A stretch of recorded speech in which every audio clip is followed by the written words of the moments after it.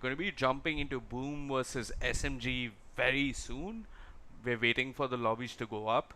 But until then, we're just catching up with the DPC ourselves. I believe South America, the better America, has kicked off Division 2, but their Division 1 games haven't begun. And North America, where there's barely much of a difference between Division 1 and 2, has already kicked off. So called Division 1 team. Wait, yeah, Hmm. this is Division 1. EG are still in Division 1. So called Division 1 team, Evil Geniuses, end up losing versus Nouns. And I just want to look at the drafts a little bit. We haven't got Hmm. detailed pages for each draft, but we can make out by the small icons that we have on our screen. Floki, anything about these drafts that stand out while I go and check on the stream and put a timer? Well, the first time around, Nouns managed to beat EG. It seems like they had a very push-heavy lineup, and people have been experimenting with the Crystal Maiden of late. I remember you and I were playing a pub the other day, and you told me something along the lines of, "Hey, Floki, what does this level 15 CM talent do?" So apparently, the way that level 15 talent works, the talent I'm talking about, of course, is 20 mana Arcane Aura per cast. I think that's what it's called. Is Wait, Let 20 me man. have a look at that again. Is Liquipedia even updated with this talent? No, it is not. So I'm gonna quickly just go into game and read it out properly for you guys. Yes, the level 15 talent is 20 Arcane Aura mana per cast. And the way it works is, I think every time Crystal Maiden or somebody else in Crystal Maiden's, or I don't think that's how it works. I think it's only for Crystal Maiden, but as far as I know, whenever Crystal Maiden casts a spell, everybody in the Arcane Aura gets 20 extra mana to work with. So every time she pops something like a Crystal Nova, a Frostbite, she's going to be very, giving her team mana. And when you think about it in pushing lineups, as a Crystal Maiden, you're always going to be nuking waves. You're always going to be frostbiting creeps to try and be a little bit efficient. So it helps you keep your mana topped off while you make that push happen. And surprise, surprise, in both games that Nouns won, they had the Crystal Maiden on them. So far, they have enjoyed a 100% win rate on the hero. Same can be said for the DK. It seems as of now, teams that are being a little bit greedier in terms of what their post 4 or post 5 can offer are the ones who are sort of winning the game. Really. That's being the real difference maker these days. So you're saying Crystal Maiden is relevant. Yeah, sort of. I mean, I saw it yesterday as well. I think in Entity versus Gaming Gladiators. Although Gaming Gladiators they did lose that matchup. I think the Crystal Maiden wasn't. It definitely didn't seem like the Crystal Maiden was quote unquote the problem. I mean, it is more traditional, so you do have to account for that and pick strong laners to supplement it. I mean, I both these games that Nouns won, the Crystal Maiden was paired up with something like a Furion, something like a Monkey King, to make sure that she really had that impact going into the game. Although I haven't seen this game myself, it could be that Crystal Maiden was some sort of weird post 4, but there's also Mirana in the draft, so I doubt that was the case at any point. But yeah, so far, NA Dota, I mean, looking rather competitive. I mean, if you go by what happened in the last major, TSM is sitting atop everyone else, considering that they've won. Considering that they came second place. So yeah, North America, interesting times to be an NA fan. You did say that there's barely a difference between Division 2 and Division 1. I think for except for maybe two or three teams in Division 1 right now, almost every region, except for two or three teams in Division 1 right now, almost every region is extremely competitive. EUS, especially, I think that region by far has the most competitive games. I imagine Which China would region? also be something similar. Sorry? Which region has the most competitive games? I think Western Europe for sure. I mean, I Yeah. think there's a lot of good teams in that Division 1. So Floki, just a heads up because the site of Liquipedia, the drafts are really minute and difficult to read. I've just jumped into the game where Mm-hmm. we can look at better statistics. So Okay. Zfreak was playing the Mirana and Husky was playing the Crystal Maiden. What's impressive is Mm-hmm. Crystal Maiden has barely died Hmm. and has as much net worth as the Mirana. Yeah, that's what the Frostbite does, right? Because you can always go to the jungle, get yourself some farm, and you can see that's exactly what Bile did. I mean, he had himself, the Boots of Bearing, which is the Tranquil Boots plus Drums of Endurance combined. In case any of you guys haven't been up, with the patch, you got the BKB, so and the shot. So essentially, you can literally walk around for 6 seconds. Well, not 6 seconds, but at least, yeah, actually, it is 6 seconds. So for the first oh, never mind, it's the first 1.5 seconds, right? So when you pop that Boots of Bearing or that drums come by with the Tranquil Boots, what happens is for 1.5 seconds all your move speed penalties are gone, so you can freely reposition in the Crystal Maiden ult. And if you think about that, when you pop BKB and when you have the shot and you're moving and you are constantly going further inside enemy lines, you're trying to get in between them, you end up dealing a lot of hero damage. And I wouldn't be too surprised if he did do a fair bit. Heck, in fact, looks like Costabile did more damage that game than the Beastmaster. Even though Beastmaster is a hero that is known to run rampant and be very, very aggressive early on, the Crystal Maiden damage is respectable. Yeah, It's not anything to be and trifled with. she's got a consumed ags as well. So I'm guessing that fell from Roshan. That makes the most Mm-hmm. sense.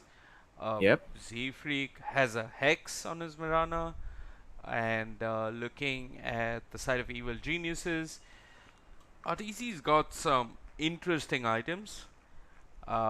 Good amount of GPM as usual, but if you're looking in terms of damage dealt, it's Abed uh, Yep. who's done most of the damage. It This is weird. I know Puck can do damage. I mean, one of the heroes that has the most bullshit damage numbers is Ember, but Mhm.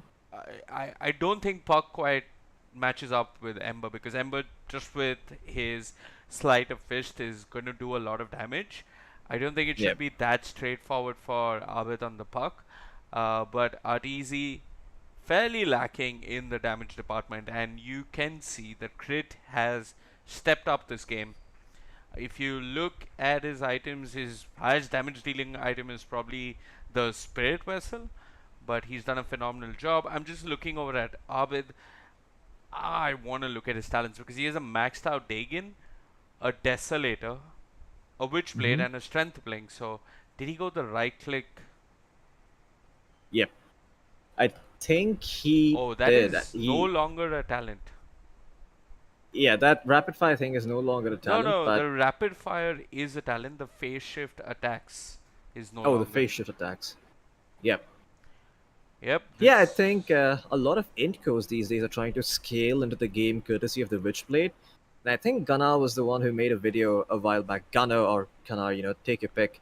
He Gunair. made a Gunair. That's how it's said. yeah, more French that way. But Gunnar made a video where he displayed how that Revenant's Brooch was a very, very strong item, and part of that is the Witchblade. So it does allow the sort of int laners, sort of int heroes to scale into the late game and have a lot of impact in terms of damage output if they're able to get the right clicks off on enemy carries, right? You put it on someone like the Puck, you put it on someone like the Storm, any hero that is mobile, able to hit carry and get out, scot free, they're gonna kind of want that item. So I think there is eventually going to be a meta shift where we see maybe with a couple of buffs to Revenant Rouge, maybe it being a little bit cheaper. People are going to start building it more, and we're going to see If the rise of if those it is mobile cheaper, interiors. you just go BKB into Remnant's Brooch, No, no, no, no, that is atrocious. and then you need to buff Wraith Pact to reduce Remnant Brooch damage. That will be the Yeah. patch if you were Ice Frog. Oh yeah, certainly. I mean, Ice Rock, he'll go on Reddit, he'll read every single comment there, and then he'll say, how do I piss off the community the most? And then he'll go and do that. He'll buff Wraith Pact, he's gonna buff Witchblade, and he's gonna nerf all CM the fun movement heroes into speed. the ground. Nerf CM C- movement speed, there you go, yeah. It's very going down to s- 260 next patch. Absolutely. CM will soon be an observer ward. You can plant her on cliffs, and Yeah. she'll just stay there. No movement for you. But I'm just looking at the graphs and I'm looking at player net worth. and I'm hovering around the 10-minute mark. So Nightfall got off to a great start. Abed did well in lane. Chaos Knight versus DK, not much of a difference. But if you look over at the side of Nouns, uh, it's mainly Costabile that's got a reasonable amount of net worth to his name. So this feels like one of the classic AG games that they come out on top of their lanes Hmm. and Demolish everyone. then demolish themselves. No, they demolish everyone else. But Yeah. I mean, that's sort of what I miss about EG. So I'm a big PPD fan, and there's no two ways about it. I think that guy was so crucial for a team that was as greedy as the old EG, right? Because there was always some sort of cheese last pick that ensured, well, I wouldn't say cheese last pick, but there was always some sort of last pick that ensured that EG would have an upper hand in at least one of the lanes, and that could potentially be the saving grace for all the greed that they used to have. I remember PPD himself at some point used to play a position 5 Earthshaker of all things. And that to me was the craziest thing, even back then. The fact that you could pick a hero like an Earthshaker, use nothing but the fissure, and go around and set up Oh yeah. ganks and whatnot. I think a player that's taken to that play style with Earthshaker, at least for the duration of the major, was Taiga on his pause 5 Earthshaker. No blink, just a naked shard at 25 minutes. And now, since you like things thoroughly explained, it's a joke. Tiger's meant to be playing pause 4, but he's not finding any items on his Earthshaker. Yet they pick it. Yeah.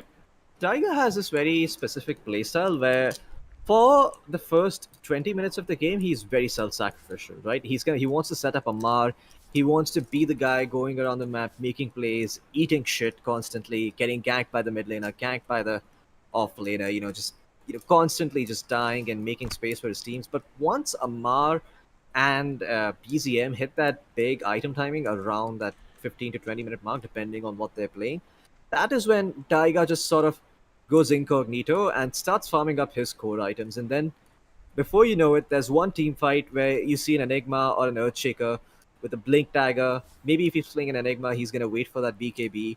And you're getting 3-man Black Hole, something that you didn't have to account for the first 24 or 25 minutes of the game, right? I mean, think about offlane Enigma is that the threat of the Black Hole is always there for the whole game.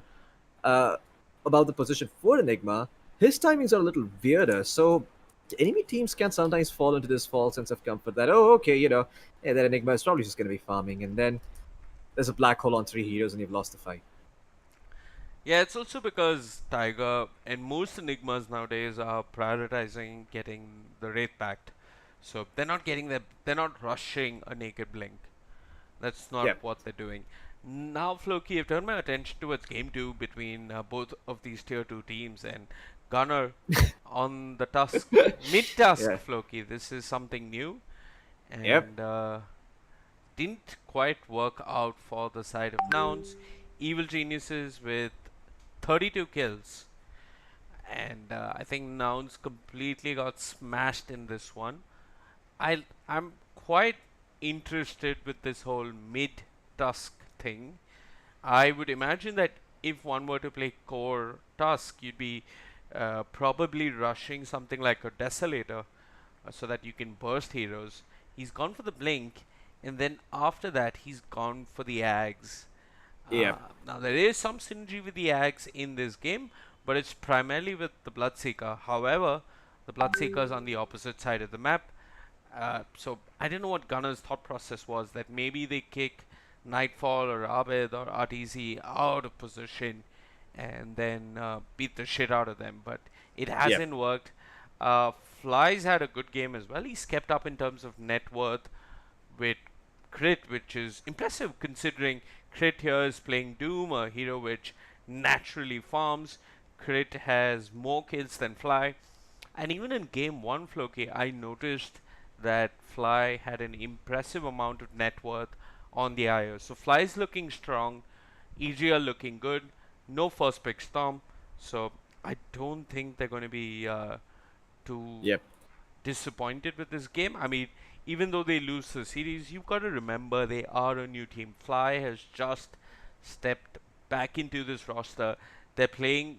I mean, Fly and Nightfall have never played together, and Yep. all said and done, they're looking quite good. I'm making all these jokes about tier two, and once again, no offense intended. I'm just mucking about. But Nouns are no pushover team. You Yep. cannot ignore this team. Z Freak, very established. He's only died 4 times on the Hoodwink. He's dealt a fair amount of damage as well. And Gunner, Moo, Yep. very, very established, effective players from the North American region. I Yep. want to look at Game 3 now. What the heck happened in Game 3 between both these teams? And for You know, those. I Oh, yeah, tell me. I kind of wanna I kind of wanna go on a different tangent. Sort of, we've talked enough about NA. I kind of want to take some time and talk about SA instead, because there's one team in particular that stood out at the major, and obviously I'm talking about Thunder Awaken. Man, this team, they had a run that nobody was expecting. They came into this whole tournament, they were like everyone was keeping their eyes on them. They're just constantly improving throughout the group stage. They get on the main stage and they demolish so many good teams. Nobody saw it coming. And I think at this rate, if Thunder Awaken are able to keep up, all the players on that team, Pakas, Dark Mago, Matthew, I think these guys, even if they don't eventually end up winning anything per se, but just constantly place high, they're gonna start to get poached by some of these top tier teams out there. Think your TSMs, your EGs. If things don't work out for them, your Quincy Crews, because everyone is going to be looking for these players. I mean, Pakaz has already established himself as a very, very strong carry, and I think Dark Mago is sort of similar to Thompson in a sense that he's always given this hero that just goes around and makes space. He doesn't like to be sort of a win condition for the team.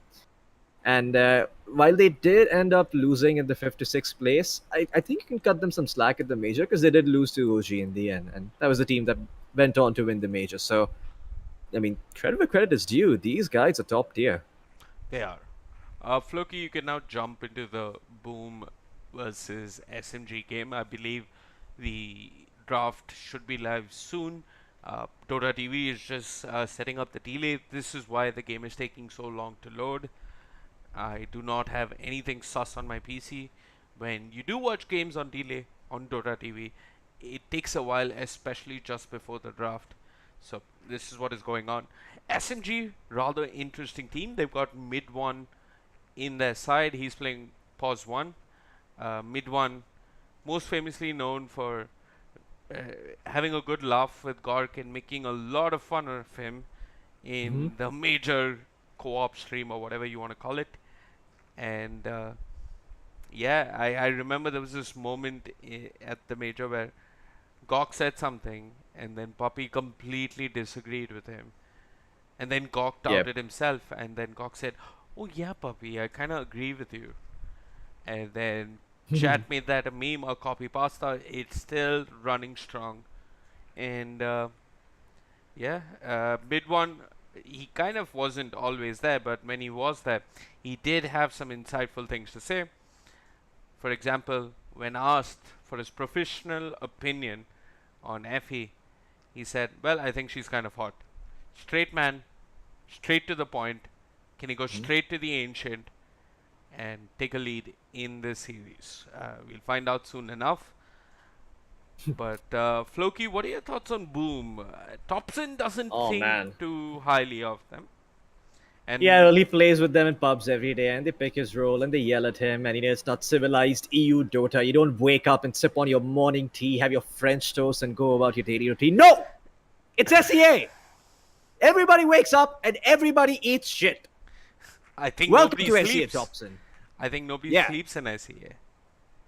exactly, and that's what Thompson dislikes. And my God, do I love Boom Esports? In my opinion, they are a team that is about to, reach that pinnacle of success. They're going to start to place very, very highly at majors. It's just that they have a small, tiny hurdle in their way. I think the biggest problem that I've always seen in Southeast Asia has been twofold. It's one has been a lack of good leadership, and second has been a lack of good communication between the players and the captain and whatnot. So Oh yeah. I think as soon as that is fixed, I think Boom is gonna be a team that is really gonna be taking a lot of other teams by storm. And the thing about SEA Dota that's so different from all these other places is that they love taking risks. I mean, they have the art of taking the riskiest play there is, breaking it down, and then asking, okay, you're gonna make this play. In what world does this work? And then they'll try to get that team fight and beat you on tempo. It's gonna feel like they have the inferior draft. It's gonna feel like they're the ones who are on a timer. They're gonna be the ones picking stuff like a TA, like a puck, but they are the ones who are going to be ending the game at 42 minutes on your high ground with such a huge net worth lead that you're wondering, man, why did our draft never got off the ground? That's what I think about when I think about Boom. A very very strong team, and I hope that in time they're able to prove themselves, because I think a lot of people have also been expecting the same of Boom. It's just unfortunate that they didn't have as good of a performance at the major. Mm-hmm. I mean, they I feel like they choked a little bit. And yep. this is kind of funny because coming into the major, they had beaten Tundra in a best of five. So Mhm. it's not like they were lacking on confidence, but maybe just playing at land, Yep. something happened. I believe the event versus Tundra also was a land, if I'm not Yeah, mistaken. Gamers Galaxy. Yeah, it took place in Dubai, the Middle East, somewhere in Hmm. that general area. So it I thought that they would do well, and personally, Boom are a little bit disappointed with themselves because they know that they can do better, Floki. This is not them at their best. They Yep. shouldn't be losing games to T1 and whatnot, and they look promising, but the region that shone, the region that really came out on top, in my opinion, was South America. And Yep. I do not want to discount the other team with K1 Hector, but Thunder Awaken was clearly steps ahead of the other South American team, and they did earn a lot of respect. I mean, Poppy said they're good. Seb said they remind me a lot of the old OG, Mhm. and Thompson, who I mean, Thompson never utters any praise. Yep. Even one day, rumor has it that Anna walked up to him and said, "How's my Spectre?" Thompson just mumbled along and said, "Build diffusal on gyro and then we'll talk." So even Thompson said that, "Hey, these guys are actually good. They actually play well." So lot of I mean, yeah. sorry, yeah, a lot of expectations from them. I mean, a lot of people looking at them and hoping that they can carry the dreams of South America forward. But again, you know, to get praise from a person like Dobson, who's usually quiet, it speaks volumes. He didn't go out there and write a whole paragraph. He just said they were good. But that alone is such high praise, because that man has won two TIs and he's done some crazy stuff that only he understands. I mean, just went all the way from playing open qualifier, streaming, not really being a super competitive player, to just winning his first TI and then winning the next one, retiring afterwards, getting married, and living the good life. I mean, my oh my, I've never seen something like that in my life before. But yeah, Thunder Awaken, a lot of people are going to be looking towards them. And I hope that we do get to see more of them at the upcoming majors. It's just a shame that, the way the majors are structured right now, you don't really get a lot for ending up in that 8 to 16th place. It's actually a very, sorry, not 8 to 16, but 9 to 16th place. A bit of a catastrophe that all of these teams end up just, going home, playing all these games with no money whatsoever. I mean, think about it from the team's perspective, right? Like, you prepare for this major, you go there, you end up in the 9 to 14th place, and all of a sudden you have no money. You can't play any other tournament because all the good teams are already playing other ones. You can't practice either, so you've essentially just wasted a whole bunch of time. I mean, sure, people will be like, yeah, but they won, the DPC regionals and they got some money off the back of that. I urge you to form a team, to consistently win in your region, to get high enough, but never make it big at a major. You try and do that for a year straight and you see what the results are like. At the top, the first place in any region gets $30,000, and they also get to go to the major. Assuming you make it to first place every single time, that is $90,000 over the course of a year. Over the course of a year. But if you're playing for a team, firstly, there's going to be a cut from the organization. Secondly, that money is going to be split amongst 5 players. There's also going to be a coach and an analyst that needs to be accounted for. And again, at the end of the day, while there is a salary that is paid to these players, it is nothing compared to the amount of money that they can make by playing in a major. And I think that is sort of something that we need to look at and fix as a community. Maybe there can be some prize pool for these players as well. It doesn't have to be anything insane. I think just $5,000 for from the 12th to 14th place, and then maybe I don't know $7,500 from 9th to 12th could go a long way. And then you can have your increasing prize pools up until first place. But until that happens, I think it's still a little bit hard to sustain yourself as a professional Dota player. You can maybe do it if you live in an extremely cheap place where the cost of living is low, where food is cheap, where electricity is cheap. But then again, all those places and almost everywhere you go, everywhere in the world, at least what I've noticed in India is that if you go to a cheap place, if you try to stay in a tier two city, there are going to be times where there will be power cuts, and you best pray to God that they don't occur in the middle of a match. So yeah, a little rant, a little off topic about how maybe Keep we need to ranting, change Floki. majors format. It's really enjoyable. Yeah. Yeah. But yeah, it is hard for these players. There are, I believe, I mean, somebody once told me how much ISIS is making, and he charges about $6,000 roughly. That's his monthly fee, and obviously there's some cut of the price pool. Dire's top Yeah. tower is under attack. I imagine TI should be a lower cut for these players because TI is something that almost every team that makes it just grinds their ass off for, right? It's like 1.5 months of constant practice. But again, I think considering how top heavy the Dota prize pool is, you're not gonna get to see new talent being unearthed that easily. I mean, the DPC is clearly working. Don't get me wrong. I like the structure. I like the idea behind it. I think the way we have things right now is a lot better than what we had, say, 5 years ago. But the question I really want to ask is, are we really doing our due diligence as a community and asking the right questions about what can we do to make it better? I think that's basically my fundamental issue, because these are problems that players have talked about in the past. These are problems that were brought about in the first year of the DPC itself, and I hope over time, as things go on, of course the pandemic really halted things down to a stop.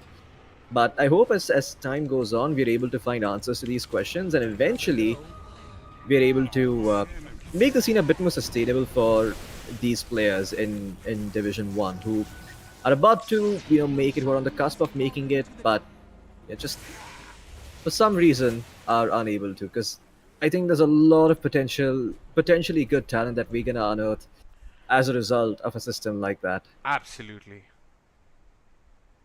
I 100% agree that there is a lot that can be done, a lot more that can be done for this game to grow. Uh, and yeah, I mean, definitely the publisher has the biggest role in all of this. And we all Hmm. know our publisher is a nice, jolly Santa Claus kind of guy who does good for the community. So it's all up Yep. to him. A Lord and Savior, Gaben. Yeah. Gaben. Okay, The so Lord giveth, the Lord taketh. absolutely. He gives you a patch, he takes all your money when the battle passes out. And in return, he gives you joy, and for that, he takes away all your MMR. He, Gives you a bit of, gives you arcanas, gives you those sets that you need to grind for, gives you a couple of people who occasionally play Dota and are there to grind the battle pass uh huh. and don't know what an observer ward is and don't know that they have their own couriers now and basically have everyone. I'm just kidding, man. A lot of people come back around the battle pass time. That's a joke. So it gets a They pain do, in the ass right? for the new players to adjust to them when they do come. Yeah. We have this friend of ours who'll play that one or two games a year around the time of TI. Mm-hmm. Picks mid nature's profit, builds a Dagon, tortures Absolutely. us, but tortures our opponents in equal measure. Oh yeah. So, Floki, here's the thing. For some reason, I still can't load into the game. There are two games that you can choose in the tournaments tab, like two versions of Boom versus SMG going on. I've selected the one with the higher viewers. Why don't you try the other? I mean, the Yep. thought process is the two of us. You probably like one of us, and the other one just doesn't work. So, Yeah, I'm gonna try doing that. Gonna watch the second version. I think it's the Floki, we delay. have Ria boss in the stream. He's asking us if we'll cast TNC games. Ria, I love the TNC games that we saw so far. Moon played really well, Oh, especially in game number. um, What? so the second game, yeah, you might want to tune into the second game. There's something interesting happening. Literally everybody except Pilot Eye is disconnected from the server. Sorry, shout out to Reha Boss, by the way. Thanks for tuning in, man. But yeah, By continue. second one, you say. The with lower viewership. Okay. Yep. Okay. Yeah, I think the lobby's probably gonna get rehosted with the same picks. But we can But, talk about the picks until then. Yeah, So so. Pilot Eye is playing Naga, Hmm. and there's a Brood. I think these aren't the real picks, right? They can't be. Yeah. 30 seconds to I vote. think. But Actually, I think they might be. I think. Wait, yeah, no, this. Yeah, never mind. I don't think these are the real picks. Wait, a Mirana Safe Lane for mid one. Mirana. Yeah, there you go. He's disconnected as well. Yep, it's gonna be rehosted, guys. Never mind. And Skem's playing Wraith King. Yeah, these are definitely not the real picks. So Either that or we're back in 2014. yeah. Yeah, okay, 20 so I'm. Hmm. Yeah, I think the draft should be live now if we go towards the watch tab. I'm trying to wait for the game to load, So but there's one with 404 people watching, and But I'm that's not loading, accessing is it? it through the tournament tab. It's not showing up for me in the watch tab. So yeah. I'm trying to go on to tournaments as well and look at guys, the map. this is classic DPC for us casters. Okay, trying to yeah. find out when the games load, and just fucking navigating around this horrendous piece of technology called Dota TV. And then if you're casting China, I Good don't know. luck. It's recommended that you at least can program in Python, C++, and HTML just to be able to find the name of the game. Yeah. Yeah. And also probably do some sort of Mayan ritual sacrifice the night before so everything goes smoothly. Yeah. Before every before every Chinese game, it's common practice amongst casters to sacrifice a goat, at least one goat, and drink a whole bottle of soy sauce, and then you'll find the game. Yeah, certainly. Yep. But I think the game is just setting up for the Dota TV delay. It should be about a couple more minutes till we're live. I think the longest delay you can set in Dota TV or in the lobby is 10 minutes, if I'm not wrong, right? Or is it more than that? You know what? In fact, I can check this right It's now. not 10 minutes. It wouldn't be a 10-minute delay. At tops, it would be 4 minutes. Okay. Have That's you probably been what's have you happening. been able to jump into the draft? No, not at all. I'm trying to do it myself here, Okay. but it seems that there is a bit of an issue. So let me see. Can do some spectator settings. Go there. See if oh yeah, you can put a 15-minute delay on Dota TV nowadays, Vivek. I am in the lobby right now. I'm under gameplay rules, and if I want to create my own lobby, it can literally be delayed by 15 minutes if I so wish.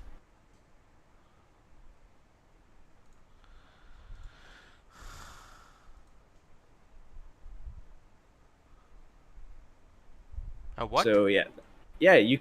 I mean, so do yourself a favor. Uh-huh. Go to the Find Match section, create your own lobby, and in the lobby settings, go down to gameplay rules, and check Dota TV delay. You can add a Okay. delay of 15 minutes Yeah, if but you'd like. no TO does that. It's just ridiculous. I think we might be wrong about that because it does seem like they have the highest delay. Oh, never mind. It's on for me now. I've tuned in. Have Okay. you? One sec.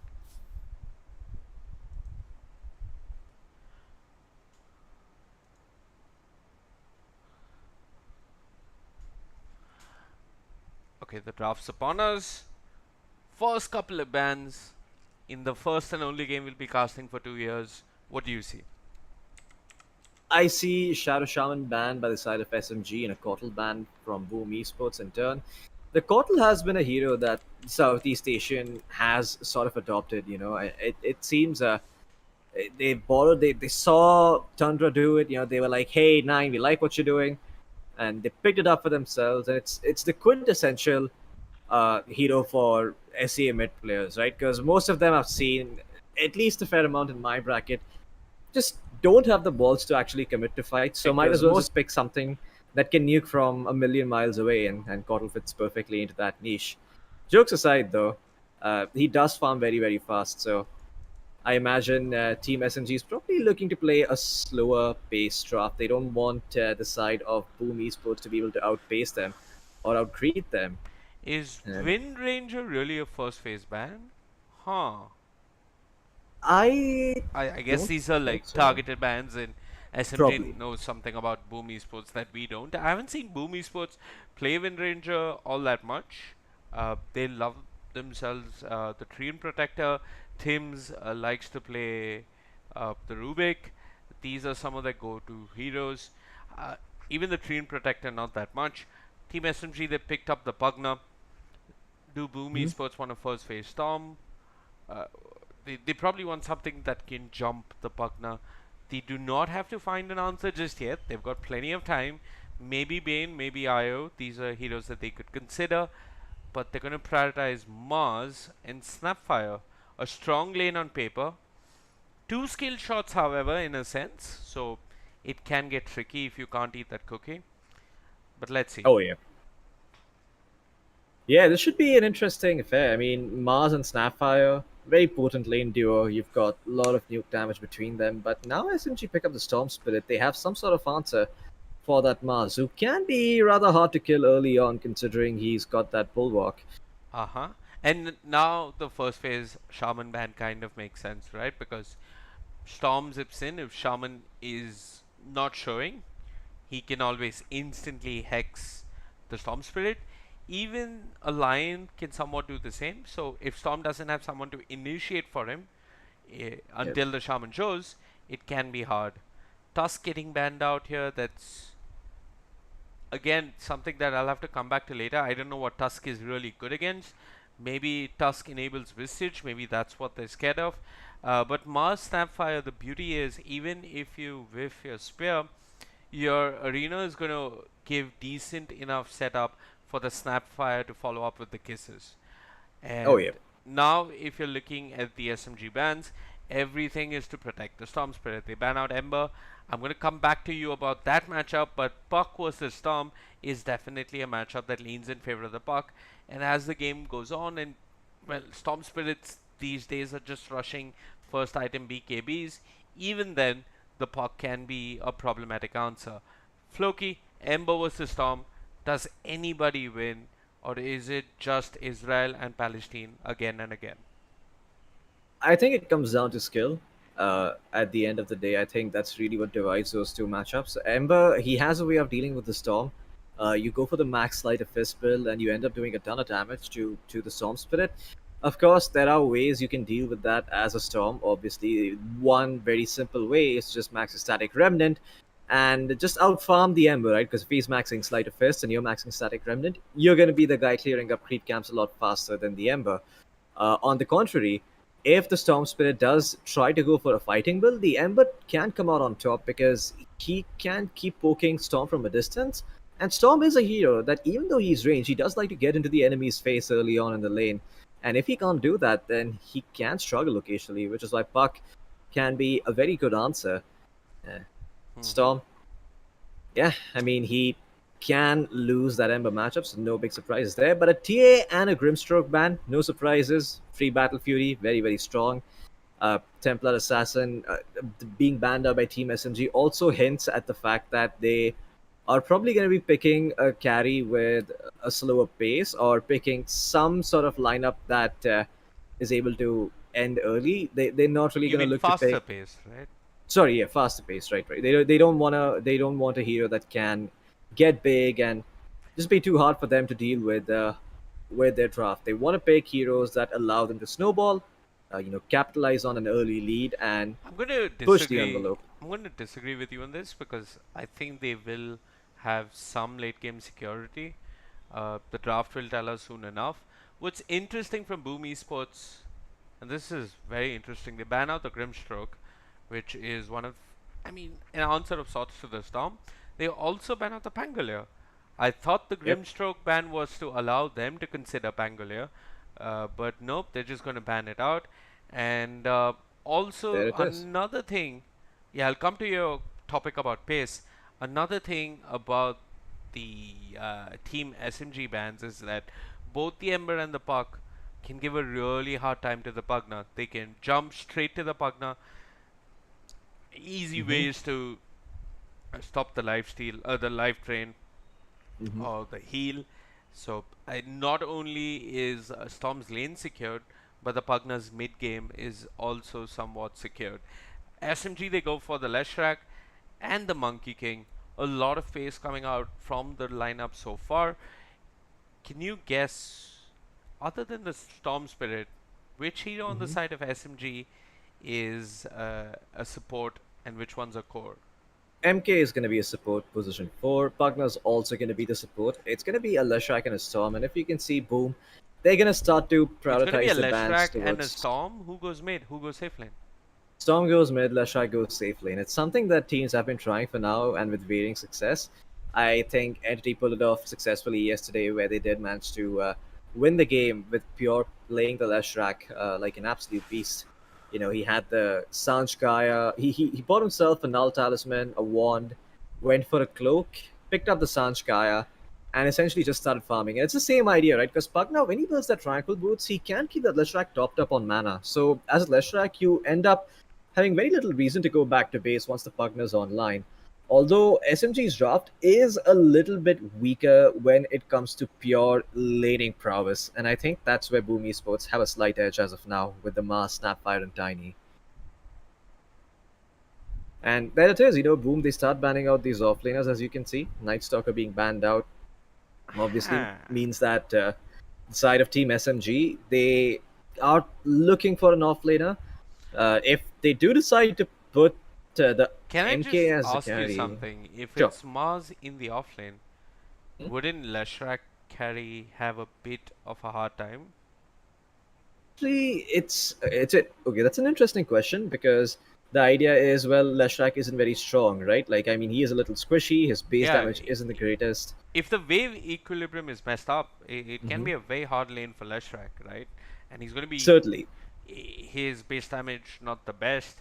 He but might use Splitter to secure creeps, mhm. and then I mean May Mars. I? Yes, you may. Okay, I may. Okay, I shall. So think about Leshrac like a TA, right? Why would you pick a safe lane TA? Well, it's the I'm not Cyblades. convinced.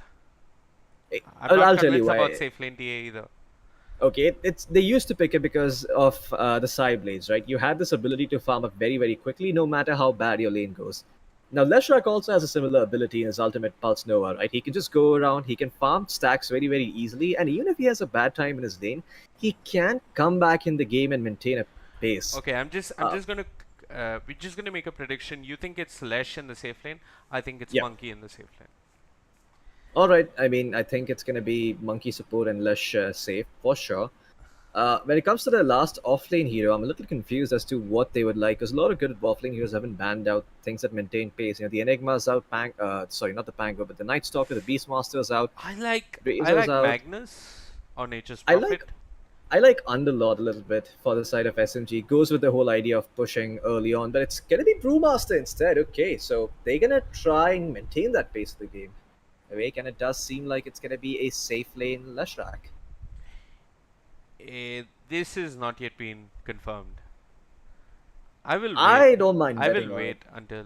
You okay? Sure. Are you willing to bet on it? Sure. Okay, you owe me a milkshake if it's a safe lane Leshrac. Yes. Do not And ask if I what's in the lose, milkshake though. I take my. Never mind then. The bet's off. But okay. Boom Nani? Esports pick up the life stealer. That is a very interesting answer to the Pugna. Although the decrypt's gonna be a pain in the ass for this life stealer, and I don't see the magic damage coming out from Boom Esports. There is magic damage. I mean, tiny There- snapfire. oh yeah, there is kisses. There is. I mean, this life stealer can get kited a little bit, and now, yeah, I'm not asking you for a milkshake because mid one has selected Monkey King. Oh wait. Oh okay. Yep. So it is gonna be a support Leshrac. Interesting. It is, and I think it can work. But looking at Boom, they have something that goes back to the early days of Dota. Hmm? Really way back is that they have the Nyx and the Lifestealer. Vendetta can set up for a lot of kills on Pugna or the Leshrac, or maybe even Moon with just the Impale to start. So Mm-hmm. yeah, there is some synergy on the side of Boom Esports, and even if the Knicks cannot walk in with Invis, maybe Scam builds towards Zenag Scepter and just spits the Lifestealer all across the map. So yeah, they've Yep. got this pick-off potential. Considering Storm is so much back in the meta, Storm and Lifestealer used to be considered a go-to pair. The good news for Lifestealer in this game is that he can split push lanes and almost always rage TP. Sure, the Monkey King Boundless Strike from the trees, you might not see it coming, but I guess mid one will be more focused on farming and joining fights at the right time. But it's a decent game for the Lifestealer. His lane will be okay-ish, maybe even bad. I feel like Brew won't be too bothered with the Lifestealer with his passive, so he's going to be farming away. But just Mhm. overall drafts, Floki, any team that you're leaning towards here, and why? Well, based on draft alone, I am leaning a little bit more towards the side of Team Boom because their idea seems more coherent.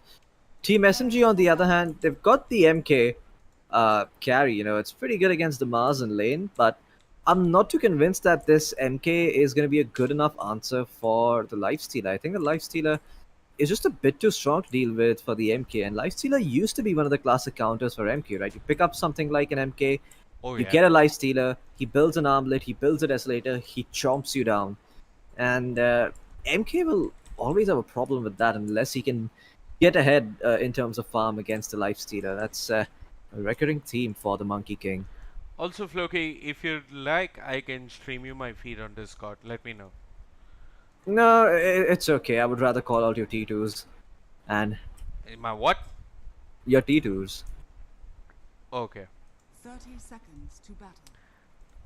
Is that how you Le- pronounce it? le- Am I saying it wrong? I think it's T2s. It is. It is. Yeah. I'm Capital just T I'm followed just by a boomer, twos. so I didn't get it the first time you said it. Ah, Anyway, I I'm see. looking bottom pilot eye on the Pugna. Mhm. 2 sentry wards. I love his commitment to vision. A little less on the regen department. Yep. But more stat heavy, wants to trade, abuse the range. One of the best things about the Pugna, in addition to his ridiculous abilities and the Wraith Pact, is that he's got a lot of range, and you can actually harass enemy opponents and not draw aggro if you do it right. So you can play in the lane, just keep hitting someone. That someone's probably going to be waiting for the aggro to shift towards the Pugna, and it might not happen. Mid lane, Tiny versus Storm. Moon should do fine, right, Floki? Yeah, this is a pretty okay matchup for the Storm. I think Storm actually wins this matchup most of the time if he plays it right. But Yopaj is a very good mid lane, and I'm sure he knows how to deal with the Storm matchup. It's focusing a bit more heavily on the denies, having the tree grab early on, and you can see Moon is not too pleased about that. Did have the static remnant early on, but unfortunately not enough to secure the range creep. So XP will be favoring Yopaj for a bit at least, but Yopaj will be eating a lot of harass in this lane, and he is going to be needing a bottle very, very soon. Now, uh, the good thing for Boom is the fact that when you have someone like a lifesteal atop, once he's able to get a few levels for himself, he can be a very independent laner. You don't really need to sit top and babysit him everywhere. So Paladai can have impact elsewhere on the map, like securing runes or blocking camps. But for the moment, he's waiting for Jackie Boys to finish those initial few items that allow him to trade very, very effectively. And then once that is done, you're gonna see him help out his mid laner Moon. Just help him win this matchup against Yopaj, and just really make sure that the Tiny has a hard time reaching that blink dagger. Because if the Tiny gets a good blink, this game is very, very easily gonna get out of hand for SMG. Yeah, Tiny's timing really dictates the tempo around the map. And even if the Tiny doesn't get a fast blink, I feel that maybe this game he could build treads or more if he wants to before the blink. But even if it's not him, he's got the Nyx, he's got the Mars by his side. Pilot for now not looking that good. He's being hounded by a cockroach, and down bottom Afu's dropping really low. Mid one joins the party. Split committed. Mid one's got the Jingu built up. Can Scam run away? Well, he'll live another day at the very least as FPC. He's hounding Hafu. Afu with one more split earth. It's back and forth in this bottom lane, but FPC with that spear will disengage, and both the 4 and the 3 for the side of Boom taking a lot of damage. It seems as if for now SMG are pleased with their lanes. The wave in a good place down bottom, while up top the Brewmaster is sitting at the top of the CS charts. Huh. Oh yeah. I mean, Brewmaster doing rather well against the lifesteal, and that's partly due to you now having the elements of fire, water, and well, earth on your side passively. I mean to say, Oh, yeah. the Drunken Brawler providing you some passive bonuses. The fact that it gives you a crit chance on your right clicks, right, it's really big, because that allows you to trade very, very effectively with some of these laners that would otherwise be very hard to deal with. And Raging Potato has been doing just that. He's been Mid making lane. sure that the creep Hold on. rate piles up. Moon, he's got a Fairy Fire. One Remnant, but the Spike Carapace was there, and Tim's will capitalize. That's first blood. That's the Nyx having impact just 3 minutes in. And that's a little bit of solace for Yopaj in this mid lane.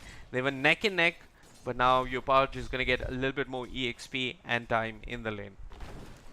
Oh yeah, big win for Yopaj in the mid lane.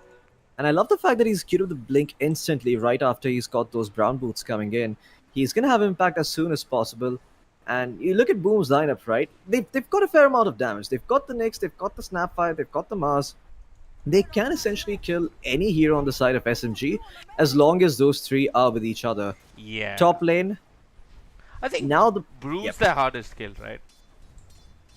Certainly, I think Brew is probably the hardest kill there is. Mid lane though, Moon doing a fair bit of damage over to Yopaj. Yopaj does have 9 wand charges and a bottle though, so it's gonna be okay for now. And Moon as well, going for the max remnant build, understands that his job this game is just to get really farmed. And eventually his Ags and BKB will do all the work for him. Okay. For now though, towards the bottom lane, FPC getting gone on. Will have the cookie to help him survive. And the second salve coming through from Scam is going to make sure that FBZ doesn't really have to expend a lot of money on regen. Has the Soul Ring, has the Bracer, he's going to be fine. We also have OG, the low res chicken, and Crips in chat. Hello, folks. I hope you're still around. Pretty sure they're not. Yeah, well, if you guys are still watching the stream, shout out to you guys. Thanks for tuning in. Really appreciate every little bit of support that comes our way.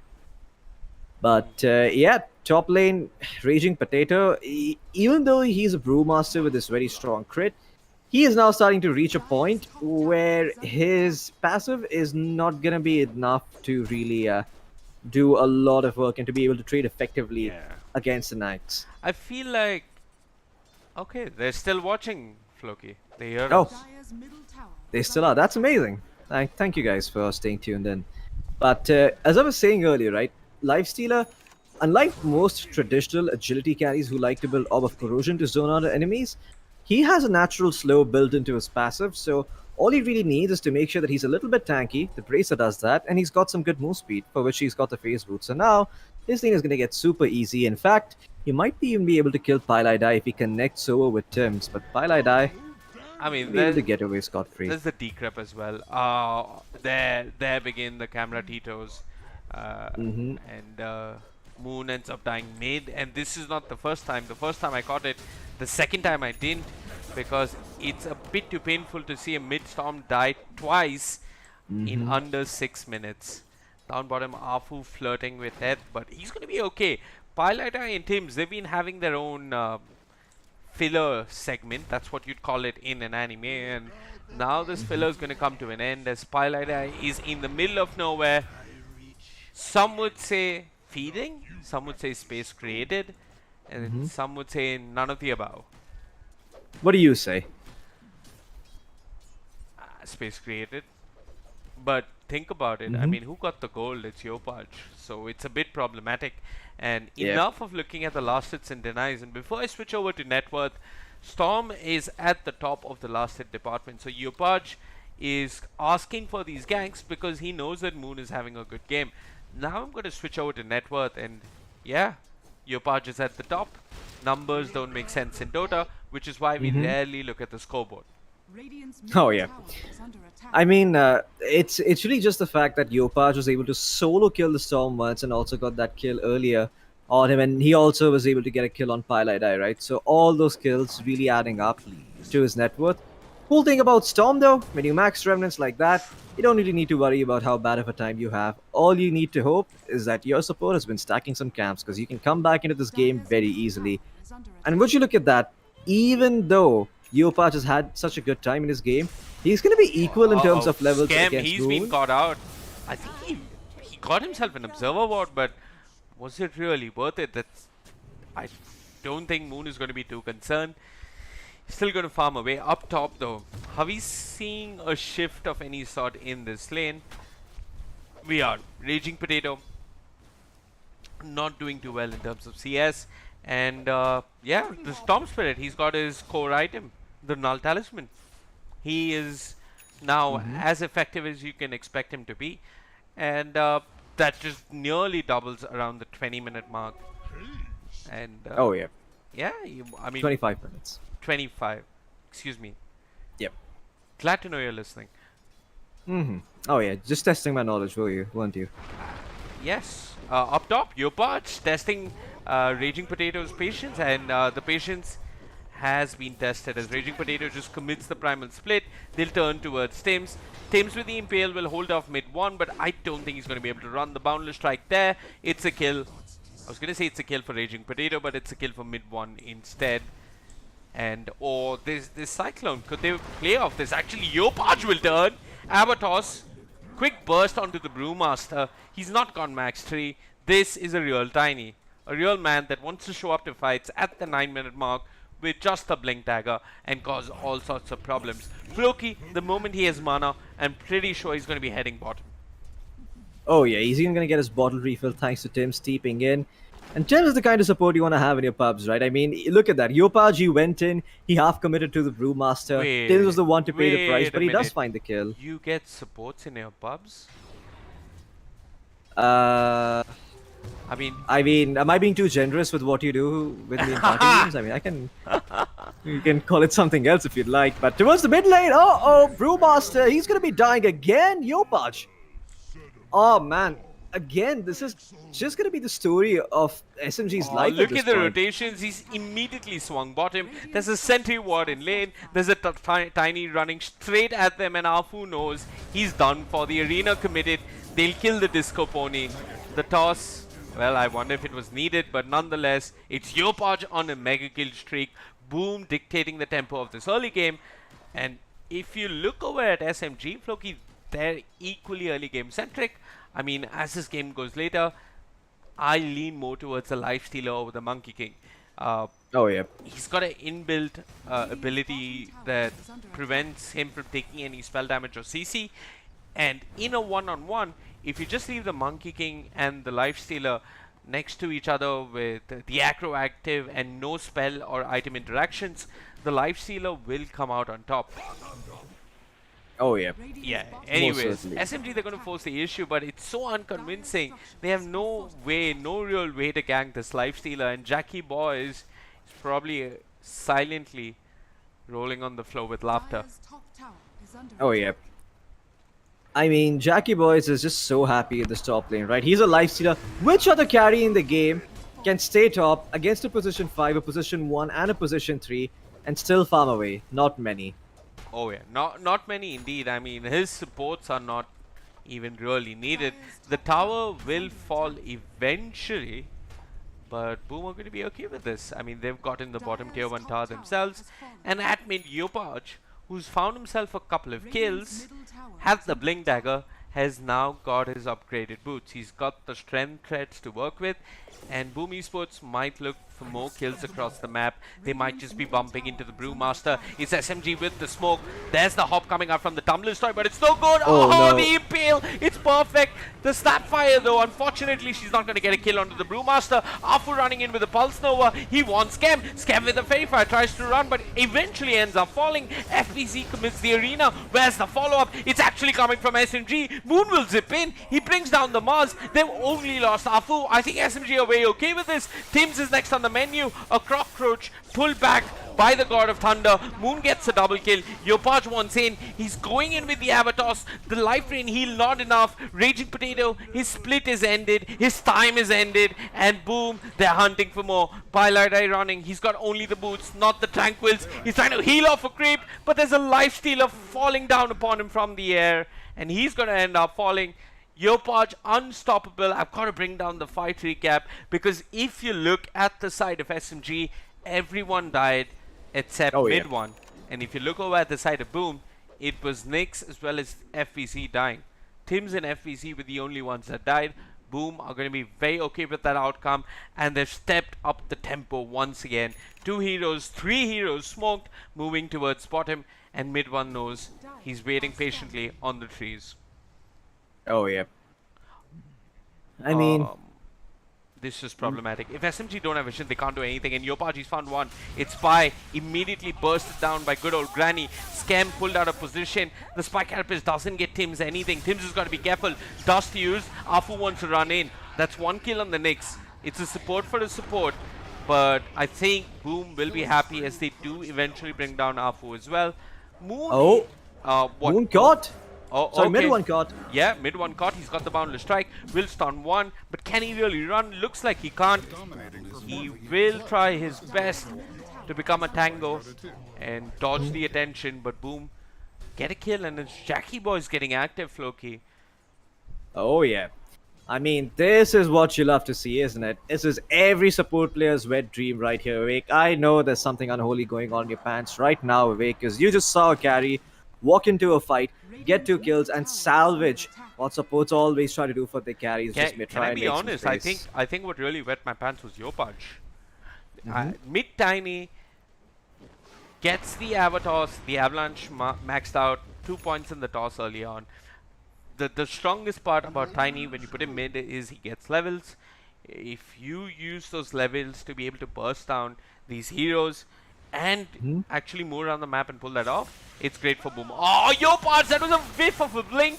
The cookie is there. Moon might just get speared. Yes, he's been speared indeed. There's Tibbs. They found Moon. Moon ends up dying. Once again, the 3rd time, the Storm will end up falling. The Brewlings are here. They're controlling FPC. Afu with the Pulse Nova, but Afu can't tank all this damage. Mid one commits the Wukongs and immediately gets the heck out of dodge. Boom. Are they looking to re-engage? Can they find the Brewmaster? Yes, they can. Tims with the Impale. Jackie Boys to follow. Cookie, Avalanche, everything being thrown in onto this Brewmaster as they find Raging Potato. But look at FVC. He's got a blink. No, he's not going to pursue for Pi. But these fights are absolutely going in favor of Boom Esports. Oh, top lane again. Top lane? Are they still fighting?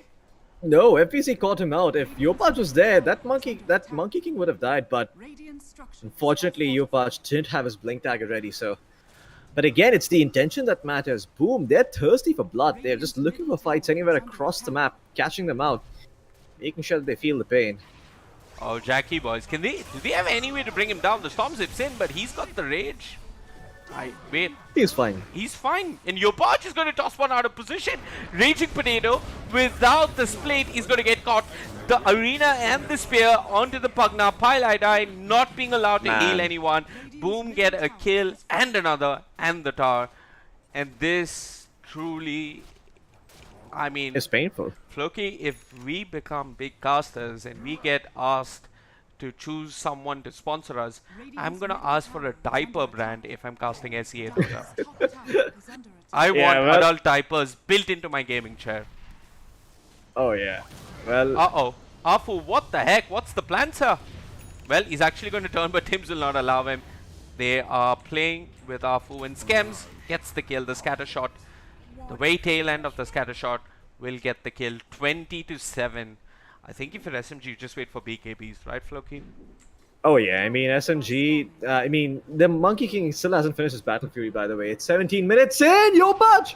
Oh, he got the free throw right, but he did not believe in himself. Tried to go for the Quelling Blade instead.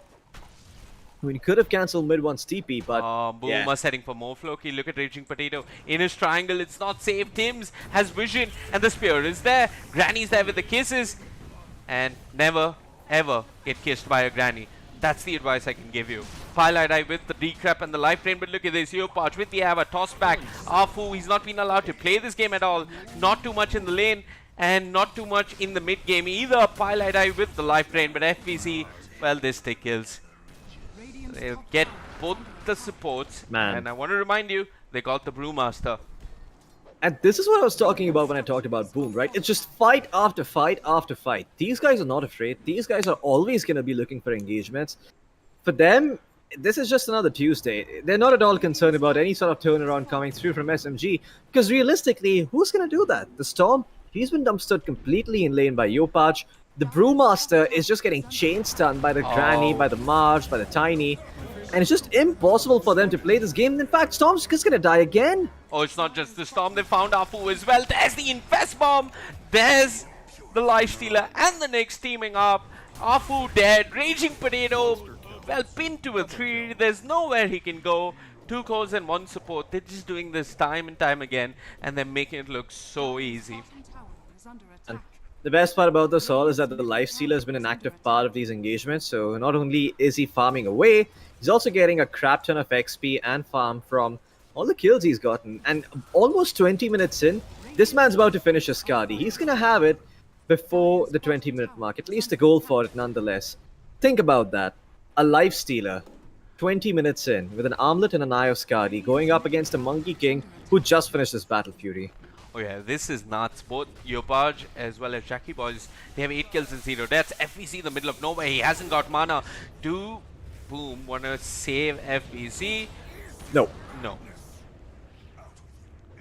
Eat shit and die, FBC. He fucked up, it's on him. Just like my pubs. Yeah. Don't expect me to gank your lane. I'm not responsible for your garbage I offlane mean, plays. he's farming the camp next to the Radiant tier 2. Like, I get the idea of taking control of the map, but what the fuck? Yeah, mid one? Okay, I mean, Oh, he is getting a little aggressive. Yopaj Looking has to had punish. 0 deaths, Floki, and so is Jackie boys. And can Yopaj catch anyone? No. Radiant's Hey, Ayaskadi finished up though, and Tims, he's gonna get a passenger along for an Uber ride. They're gonna end up finding Moon. They have no vision whatsoever. Moon's gonna end up falling. The Rage there to follow through as well. Afu! He tried to be a little boy. He tried to use his Tumbler Store and hop onto the high ground, but unfortunately, they catch him off guard. They beat him to death. That's 2 cores. Well, not 2 cores. 1 core and support down for the side of SMG. As Boom continue to establish dominance on the map. They lose FBC. They say no problem. They put their sunglasses on. Call for an Uber. Find their house. Enter it. Knock the door down. Beat them up. I'm just looking at the support items, Floki, Radiant's and middle tower has we know what, like, we know what these supports in terms of abilities can contribute in the mid game, the Pugna and the Leshrac, but they have not been doing anything. And primarily I feel this stems from SMG's playstyle where they aren't taking. Oh, they found. Oh, They top lane? found mid one. It was a scan. It was a scan all along. And I want to remind you, Mars players, Arena breaks trees. Arena completely counters Monkey King. So they scanned. I saw the scan on my mini map. And unlike Hirak, I'm not a shit observer. So I knew that something was going on up top. And I caught the tail end of that fight. Oh yeah, most certainly. I mean, that was an insane play coming out from the side of Boom. The fact that they scanned it instantly, Arena on top. Not a lot of Mars players would have the confidence to do that. You know, they just sit there twiddling their thumbs and just hoping for something to happen. But not FVZ. No, this man, he knows where his balls are and he knows exactly how big they are as well. Afu, he's looking to maybe find Jackie Boys, but Jackie Boys, even though he's stunned, it really doesn't matter. They've still been able to find the Pugna, and now look at that, Jackie Boys with the heal will keep Tims alive for a little bit longer. The Rage running out, though. This could be the fight they're looking for. Can they find Jackie Boys? They're trying to burst him down. Mid one is here. Is the stun's available? No, the other toss is going to be the Storm Split is there. Finally, Moon's going to be able to find the kill onto Jackie Boys. The Pesky Lifestealer being taken out. SMG, they've been waiting for a good fight for so bloody long, and they will finally get it. 3 heroes for the price of 1. They punish Boom. And the only survivors are the Tiny and the Snapfire. The Grandma, traumatized, has gone back to base and is going to look to finish a Wraith Pact. Oh, wait, Yopaji did find Afu. Well, that's not payback, that is something. It's a little muffin on the side for Yopaj. You know, he sees the enemy team, he sees the plate of food laid down before him, sees them gobble it up. He's like, you know what, I still see a few scraps on there. Let me just go and fetch those for myself. So what went wrong for Boom in that fight? At least I didn't look at that fight in painful detail, but what I did notice was that Yopaj was not nearby. The Lifestealer did. Oh, look at this! They found mid one. There they go. You might win one fight, sir, but we will get a lot more in terms of pickoffs. Yopaj now has a BKB in addition to his Blink and Echo Saber. That's a fresh 10-second BKB. And oh yeah, this is painful. It is painful stuff here for SMG. I mean, they just want to fight. They just killed Jackie Boys. And now, as soon as they lose mid one, he makes one mistake, tries to farm a wave where there's no sentry ward, and the Tims is there to punish. I mean, really, you know, as a mid player, I can understand where mid one's coming from. You sort of need to make these judgment calls as a mid laner. You know, look at the map, try and gather some information, predict where the Nyx is going to be. But at the end of the day, the consequences for that kind of decision making on pose 1 are huge. With that, Aegis, I think Boom Esports, they can have complete control over their triangle. And you can see Team SMG already try and go get this bottom tier 1 tower. What's going to allow... This is basically... So what this tier 1 is going to enable them to do is to walk into the enemy triangle, claim for themselves, and hopefully have some place to farm and make plays. But the thing is, with Boom and the Aegis, they can pretty much force high ground and force the side of SMG to come back and defend and then continue farming away on the map. And you can see Pylai, he's the only person who They can... found Pi as well. The spike Carib is He's committed. dead. And Yopaj just smacks down the Pugna. Oh, yeah. Raging Potato is smoking and moving towards his own triangle. Are Boom going to find more kills? Jackie Boy is this is a visible. mistake. FVC could initiate if he wants to. Scam with the Split Vessel upon him. Afu will miss the split earth. This is it from Moon. They found Scam, but is it enough? They might find the Snapfire, but what's happening elsewhere? Afu in the arena will be left alone. The Edict will push back FVC, and Jackie Boys needs to run. He's got the Rage if he needs it. Raging Potato, does he see him? It is daytime. And yeah, he sent one Panda in that direction. The Lifestealer up in the air, but everybody's scared of the Tiny. Yopaj and Tims leading the charge. Boom might just want to reinitiate. There are a couple of Storm Illusions giving mission for the side of SMG. Afu wants his flight, but no, he's not going to get the stun.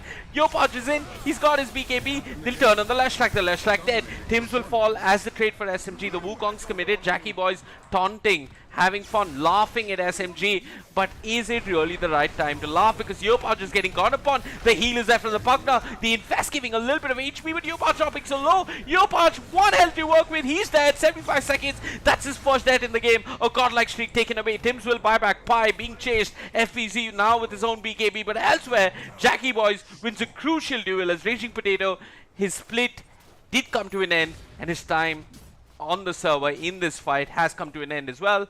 Boom still have the Aegis.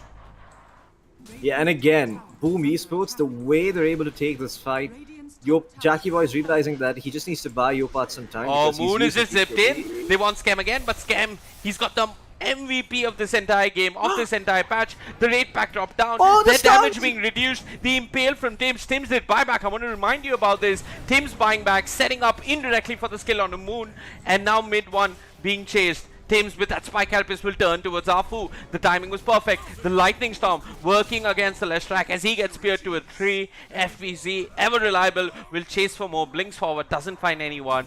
At the least, Boom are going to be forcing buybacks here, Floki. Oh, yes, certainly. I mean, Jackie Boys now, he's got free reign on this high ground. He can just back away at this tower. No F's given. He's got himself the rage as well to keep him alive. And SMG, they're not really in a shape where they can commit these buybacks. They probably are going to have to give up the set of racks and try and play to the next one. FEC is going to push Raging Potato a wee bit out of position. The Impale is there. The Decrypt buying time for the Pug now versus... Buying time for the Brewmaster versus the Lifestealer. Eventually, there comes the split. But FEZ, he's still okay. There's the life drain, but Jackie Boys quick to give HP to his pause. 3 Mars will keep FEZ alive as Boom will disengage. But Thames goes back in. Impale on a pie. Where's the follow-up? Yopaj is connecting with his team.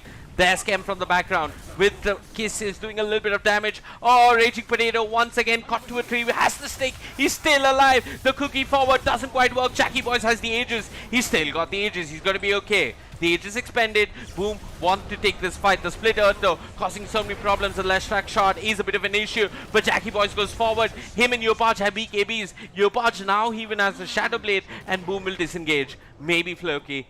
I'm not maybe. They're just gonna go back in. This is painful. I mean, Yopaj. Okay, Moon with the zip.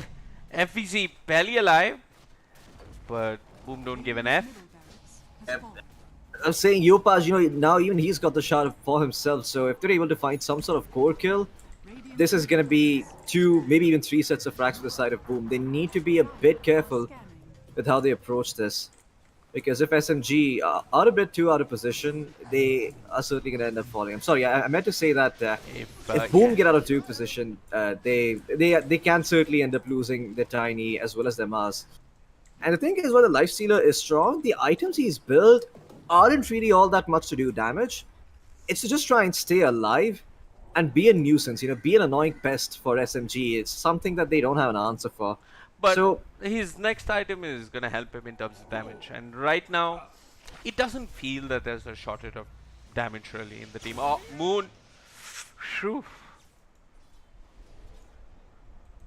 Yeah, I mean, for now, okay, the best. They're going to find Afu. Afu's dead, but Tims wants something better. He's eyeing up mid one, but mid one uses the Primal Spring at the worst possible time for Boom. Raging Potato uses the Primal Split as well, and now they turn towards the Nyx. The Nyx is dead. This is a dieback on Tims. Afu gets picked up elsewhere, but an Arena committed forward just for Pile I Die. Hey, this Pugna is not going anywhere. He's going to end up falling. And SMG, I think they're trying to cut the wave. Most certainly. I mean, now it seems that the side of SMG, while they did get themselves a pick onto Tims, all it's really going to do is tell Boom, hey, we don't have a couple of key ultimates. He's found Moon. They have a toss. Moon is dead. I'm a bit surprised that after those Echo Saber hits, he didn't find the time to commit his BKB. I guess he was looking elsewhere on the map. But yeah, that's Moon dead for 60 seconds without buyback. Yep. And look at Jackie Boys. He's just going down mid. Yeah, there's nothing really to stop him at this point, right? Because your Lifestealer's got the Satanic and the Eye of Skadi. You've got Yopaj with the Axe Shot just whacking away at this tower like there's no tomorrow. They're going to be able to get themselves a second set of racks. There's nothing that SMG can do about this. No. You've got Primal Split and an Axe Scepter. Maybe you can try and delay it a little bit, but you certainly aren't going to hold them off forever. At Oh, best, you F can easy with the pray. sphere. He's found Apu. Apu does have an Aeon Disc, so he's going to be okay for now. But they'll just keep hitting him. The life drain, meaningless. Raging Potato doesn't have the split. Oh, he does. Excuse me. He'll clap. He'll split. He'll turn towards Jackie Boys. But Jackie Boys will just jump into this Roman Gladiator that is FVZ, and boom, have disengaged. The primal split has been guided, and they'll go back in. By dead, the arena used. Mid one in the midst of it. Yopa just running straight at him. Mid one has to pop his BKB. But what good is Radiant's top barracks. what good is your BKB when you have no one alive by your side? It's just him and Moon, and there's not a chance in heck that they do anything here. Moon trying to kill the creeps, but the siege creep's still alive. And Yopaj with the plays. Oh jeez, Yopaj, an absolute PogChamp on the Tiny, has died only a single time in this game. Phenomenal stuff coming out from Boom. We waited 8 minutes longer for this game to load, but it was completely worth it, Floki. Yeah. A spanking of the highest orders here from Yopaj. That was such a great performance. But really, the unsung hero on Boom Esports is Tim's. His rotations were so perfectly timed. He went towards mid lane early on. I think it was around the 4 or 5 minute mark. You know, Yopaj is like level 4. He's having an okay time against Storm. He shows up to one fight, uses Spike Carapace properly once, and all of a sudden Yopaj is able to get such a huge net worth lead in a matchup that is so bad for him. So yeah, that fight really turned everything around, and since then Yopaj was just a nuisance on the map. You saw him go top kill the Brewmaster. He went towards the bottom lane, helped take that tower, and even for the lane itself, right? Lifestealer, all he really wanted was, all he really wanted was Pylai Die to not get free hits on him. So what Tim's do was just he threw his body at Pylai Die, just chased him around with the impale, kept harassing him. And there came a point where Jackie Boys had enough in his inventory to be able to deal with the onslaught of the side of Team SMG. There's nothing that the Brewmaster could do to stop him from farming and to stop him from getting all that XP and farm towards top lane. And that's a big thing, because that sort of is what allowed FBZ to stay bottom and set up for these kills and always be a threat on mid one. So yeah, just really good laning coming out from Boom Esports. Capitalized on perfectly as well towards the mid game. But yeah, I mean, there were a few kinks here and there that maybe they'd like to iron out for the next game. For Boom? For Boom, yes. Yeah. And what went... I mean, I'm just trying to look and think about what really worked out for the side of SMG. Was there anything that worked in their favor? I don't know. Yeah, that's a good question. I mean, I think for SMG, what they need to take away from this game is just that they can't really have the carry showing up for every single fight and hope that that's gonna have enough impact to make the draft work, right? Like I saw some cool ideas in there. I like how they pick themselves up something like a Pugna and a Storm. And of course, you want to make use of Pugna's ability to give you HP and mana at anywhere in the map. He's literally just a walking fountain. So that's nice, but it's not something out of the ordinary. Boomers have played against it tons and tons of times in their scrims. I imagine. So yeah, they really need to throw a few curveballs out there, and they need to go back to the drawing board and rethink how they want to approach Boom Esports and in these games, because otherwise Boom Esports will be running away with the second game as well. Also, it's not even going to be close. The one thing about Storm and Pugna that I want to point out is that Storm and Pugna work if you get time. Like, if you get to find a pick off and then you can connect, I mean, just the Pugna moves over to you and heals you, and then you find the opportunity for another pick off. Moon did try and take initiative, but the way Boom Esports played Floki is that they were almost always together. That is what a Storm fears the most. 5 people together. He excels when he sees 1 or 2 heroes on one side of the map, and they're a little bit out of position away from the rest of the team. I don't think those opportunities were really there for Moon. Boom Esports just played really well together, and he didn't find the time, right? You want to find a pick off, you want to go heal again. courtesy the Pagna and find another pickoff. But that just wasn't there. The other thing is, I don't feel like he had a friend that could help him find those pickoffs. If you're a Storm or an Ember, I don't know. I think Monkey King is a great hero in that sense, who can play with you. Yep. But mid one and Moon didn't really play like that. And mid one made Battle Fury first. The question is why. My first question is why, and the second question is what the fuck? Like why and what the fuck? And then he made BKB. So he made a farming item. The game wasn't at a pace where he could farm. That farming item came late. And yeah, if this was mid one playing mid Monkey King, this would be a very different game because he'd be active on the map. Him and whoever else would be doing a lot. And the reference I'm drawing for this sort of gameplay with the Monkey King is OG. OG versus Yeah. Enigma, TI8. I think it was game 2. Seb was playing Omni Knight. Mind Control was later asked to play like him, but that's another story. But yeah, that game Seb was playing Omni Knight. Topson was playing Monkey King, and Anna was playing Ember. So Yep. the Ember and the Monkey King were moving across the map, abusing the mobility, finding pickoffs. Yeah, These- and yeah, yeah, I think that was the idea for Team SMG. I like what they were trying to do here, but again, the issue for them lied with the fact that there's a hero that they don't have an answer to. There's a life stealer on the Yeah. enemy team. So, when you don't have any sort of BKB piercing stun, any sort of damage that goes through rage, you're gonna have a hard time playing against this hero. It's not like you've got yourself a Drow Ranger. It's not like you've got yourself any of those I think carries that can. TA is one of the heroes that can be active even with just a Battle Fury because of crit.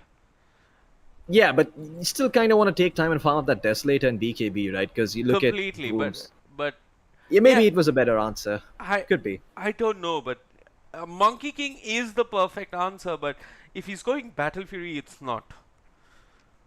I get the point. I think maybe there's a case to be made for something like an Echo Saber / Desolator build in this game. Oh yeah. So the thing about MK is people think that he's made Desolator. How does he farm? You can go Desolator first and still farm really well. You do not need a farming item. Echo Saber is a great item on Monkey King.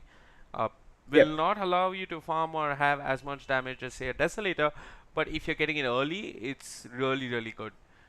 So Yeah. there were options for mid one. I mean, we don't get to do post game interviews, but the official stream, if they manage to find mid one, please ask why Battle Fury. And Yep. for us, I doubt it. I don't think they do lose the interviews. Okay. Oh, Yeah. you assume that they're going to lose the series. Okay, that's rich. Mm-hmm. Yeah. Okay, so Floki's called it. SMG are losing the series. It's going to be a quick. Thank you for two. tuning in. See you guys We around. can end the stream. And over to you, Shiva. You can interview Boom Esports now. No, wait. I'm just checking if the game 2 Yep. draft is live. It isn't.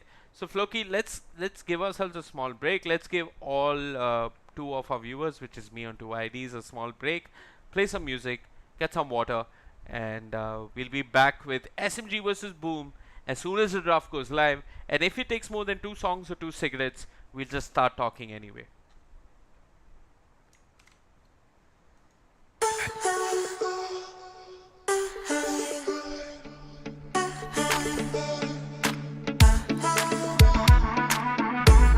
You think that you know me oh so well. You're busy building me a private hell. I hear the whispers, I feel the stares. You're not so subtle, but I don't care. Now look at yourself, don't shift the blame. This is my life, not some video game. You say don't say gay, I'm gonna say it anyway. I'm as real as it gets, and I'm not going away.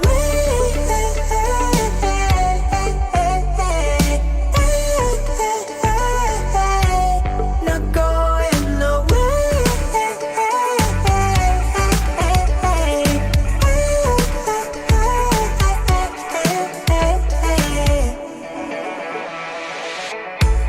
My friends are warriors, they're beautiful.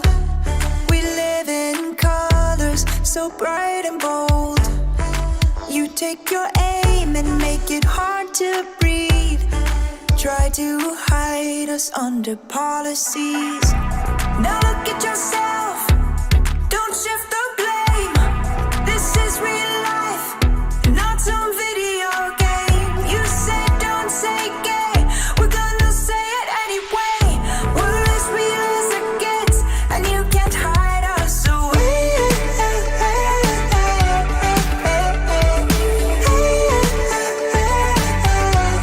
Can't hide us away.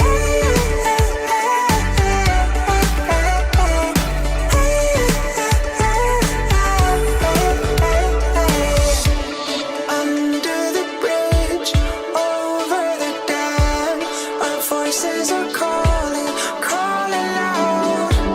We'll say it loud, we'll say it clear. We're not going anywhere, staying right here.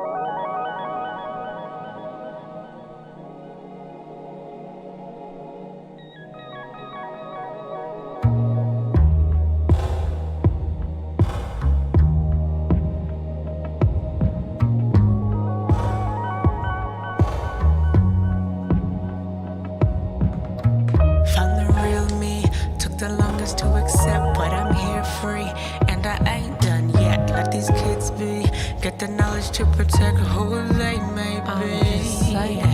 Many choose to end their lives. Conservatives, open your eyes. I thought that we had come farther.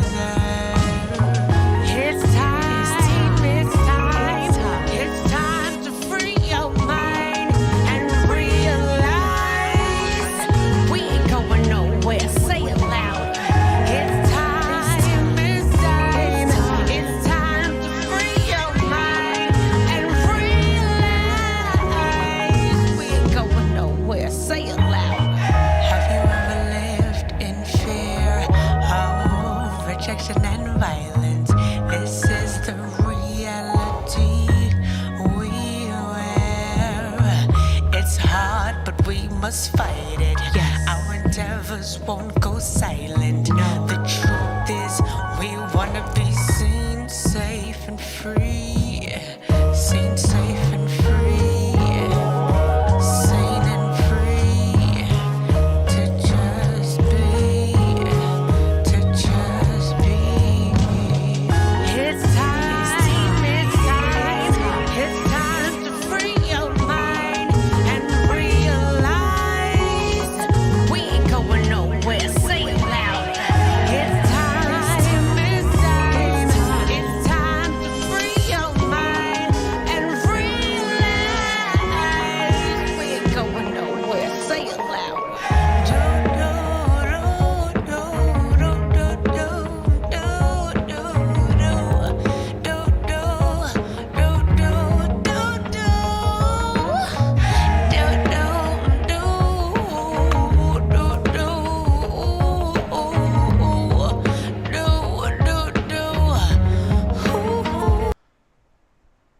And the draft is live.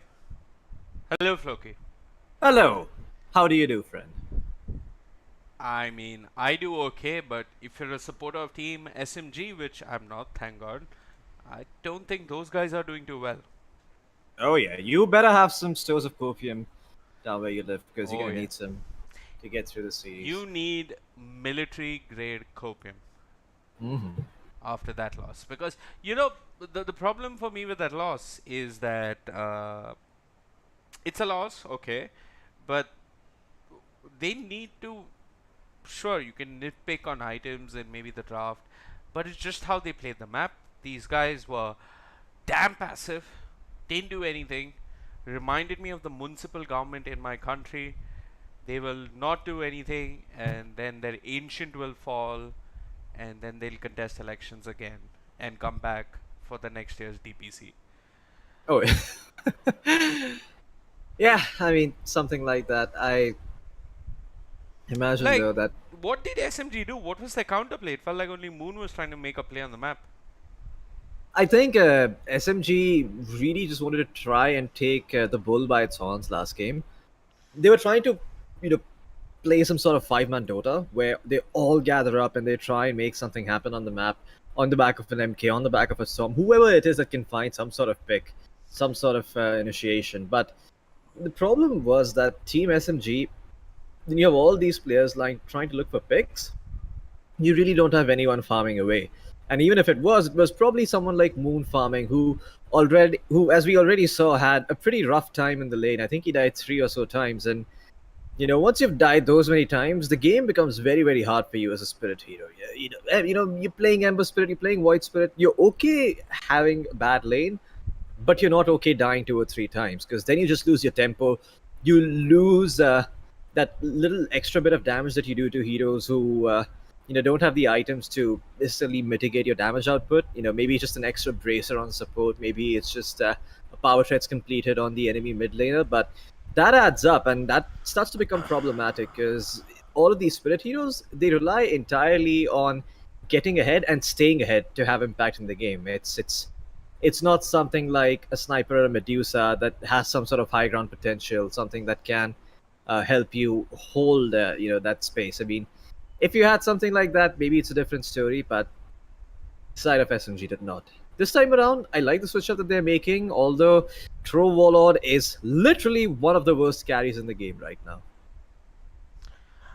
Yeah, I mean, I think there are very few teams that like to pick up the Troll Warlord. The only team that I can think of is Team Spirit. Uh, but Really? How many times have they picked it up? I know Yathoro has played it in Oh, where was this major? Stockholm? Yeah, yes, that is correct. yeah. So he's played it. Thompson plays it in his pubs. I don't think there's anybody else that really likes playing Troll Warlord, and Thompson plays it mid. But Yeah. IO Troll, it's okay. Mhm. Personally, It's I'm not a fan of the IO. Uh, it hasn't looked good for Southeast Asian teams, and if I had to hazard a bet, I don't think it did too well in Stockholm either. The next set of bans coming out though from Boom Esports are interesting.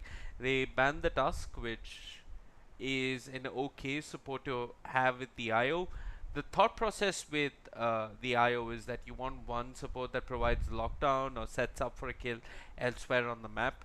So you do something like IO Bane, IO Shaman. The other alternative is to go, I mean, just go full heal. So IO Chen Mhm. is something we Yep. see, but does Afu play Chen? Or I don't know. I don't think He so. actually they might play Chen. I don't know. I mean, I wouldn't put it past Afu. I think Afu is an incredibly skilled player. He's been for like 5 years now. Unfortunately, just hasn't had a really good team to prove his mettle. I mean, Yeah. he's sort of like the Suneko of the SEA region, where Suneko and CIS. He's been a very good support player. Everybody knows Who that. was But Virtus Pro's original pause for? it was Lil. Lil, right? Or Lul? Yep, Not Lul. Lil, not Lil. It's Lil. Okay. Yeah, Yes. the guy who asked for Enchantress and said to VP, "Guys, please give me Enchantress. I promise you, I'll fuck them." And he did proceed to fuck OG quite brutally for the first 10 minutes, but after that, OG managed to make a comeback on the back of surprise, surprise, a troll warlord in the mid lane played by Anna. Huh. Yeah, But Lil was a good pause for, and he was. yeah, because we're talking about Afu, and I think of Afu at his peak when Monkey King pause for, and a roaming pause for was a must. Back then, he was uh, really one of the best. So Team SMG, they're going to pick up the Treant Protector. There's more heals coming out. They can hold pushes. They can win a lane. They've got the Overgrowth, which is great for team fights. Uh, I mean, make somebody think twice about picking an Enigma, but still, it's a decent hero to have, and you got some control coming out from your other support. It's just that Floki, if again Team SMG are reacting to Boom Esports, I don't feel And like Treant Protector wants to. He's not like a lion that's gonna come into a fight early on and have a lot of impact. and again, he's not a very strong laner. You have to remember that Train Protector. He is a decent hero, but you put him up in the wrong lane, and this hero can certainly look very very bad. I mean, you could go ahead and say that you could say that about pretty much any hero in the game. But for Treant, it's particularly important to have a decent laning phase because otherwise, your impact as a Treant is just diminished so massively. If you can have a good lane as a Treant and with whatever your duo is, man, you can literally have so much impact in the game. You can protect all your towers. You can go ahead and set up for fights. You can provide a lot of sustain and a lot of ways to siege thanks to that living armor. And when this hero gets XP, he's really, really good. But if you don't manage to get that, you kind of boned. And I'm not too sure how I feel about that Batrider pickup. I imagine it's probably going to go mid, but there is some anti synergy there between a Batrider who always takes down trees and a Treant Protector who likes to stay around those. So, yeah, I imagine this game, mostly Pilot Eye, I think he's probably going to be the one playing the Treant, is just going to look to scout things out. Twilight I Uh, will be playing IO. I think Afu's the IO player between the two of them. I don't remember historically Pilot Eye ever playing that He's much IO. played a lot of IO. Really? Yeah. Okay, well, In I'm secret. retarded. Who played Oh, IO yeah. when? Yeah, you are right. Yes, back then he did play a fair amount of IO, but I don't recall him playing IO after that, to be perfectly honest. Maybe my memory fails He me. has, he has. Ah, okay, So, but could be. like you said, I think this is a mid bat rider. Hmm. Um, what Yeah. do Boom have? So, Boom are really contemplating the last ban here because Hmm. they're a little unsure, just like us, whether this bat rider is going mid. And yeah, they've read it as a mid bat rider as they ban out the Nature's Prophet. Uh, is this a good Husker game for SMG? Against the Timbersaw, it's a little bit rough. At the same time, there's also a Razor who can obviously be a pain in the ass, but I imagine the Razor is probably going to be a support played by Skem, something that he's played quite often in the past. So, I think this is probably going to be a. I think they're gonna look for an offlaner here. If you are Boom at the moment, I don't think you're looking for a mid laner anymore. I think the Batrider is a pretty good matchup against the Timbersaw if he does end up going mid. Even if it's the Tiny, same logic applies. You're still like, good against the hero. Pretty much any hero you put up against Okay, Batrider from whatever here's a Boom have. wacky idea. Mid Yeah. slot for Boom Esports. Let's No. go. Mid Slark against a Batrider. It sounds good in theory, but the Slark needs items to have impact in the game. He needs to I have a mean, way to he's gonna farm. get an early level 6 and I don't think that's enough, man. I don't think Slark with levels alone is a hero that can do a lot fuck, of. if I it mean, happens, it's gonna be so mad. if it does, that's gonna be nuts. I I mean, I think I think they can just go Void Spirit. yeah, they Very can go Void Spirit. very Pretty, Yobaj hero. hmm Or yeah, pretty good is Void Spirit game too, is, actually. is that, I mean, Pugna is still available. Yeah, I mean, you could go Pugna, but Pugna as a mid laner is just atrocious now, thanks to Nah, put the everybody Pugna spamming him as a support in the five. Tiny mid, but then Tiny has a shit lane, which is why Yeah, I first earlier on suggested a mid hero. I, Abaddon, I there it called it. is. I called it You called what? nothing. I just I thought you were not listening to me, so I just thought maybe you No, misheard no, me. no, I did not. You didn't call But shit, Vivek. this is okay. Yeah. SMG last pick. Hmm. I Offlaner. imagine, yeah, Offlaner. offlaner there's something decent against all of these heroes. I don't know. I think all standard offlaners look decent right now. Sand King, Beastmaster, none of those heroes look too bad. Provide you with a lot of pace. Don't particularly well, not Beastmaster maybe because there's an Abaddon, but Legion Commander comes to mind. Good at finding this. I mean, maybe they I don't think need at a this Legion stage Commander you put actually. the bat off lane and you go. Who do you want? You put the This bat off might, lane and you go Void Spirit or Kunkka or yeah, DK. as weird as it sounds, I think Team SMG they need control slash damage from the off lane, and you look at what Boom Esports have right now. Their heroes do pretty well against that. So instead, they will pick up a support, and it is It's that a an off support? lane. It's an off lane Earth It, Spirit, bro. oh my goodness. Okay, and yeah, you were right. Pylida is going to be the one playing the IO, and it is going to be an offlane Earth Spirit. That is weird for sure. You I know what? have. You know what Boom can do? They can just put FPZ versus the Earth Spirit. He's Mhm. literally gonna give zero fucks, and Yep. he will demolish that lane. But who And then do you you? send Razor up against the troll. That's probably what they're going to do. I think actually that makes a lot of sense. I think Scam and Floki, I'm getting a little worried that you actually agree with me this often. More than once counts as this often. Am, am I really making sense?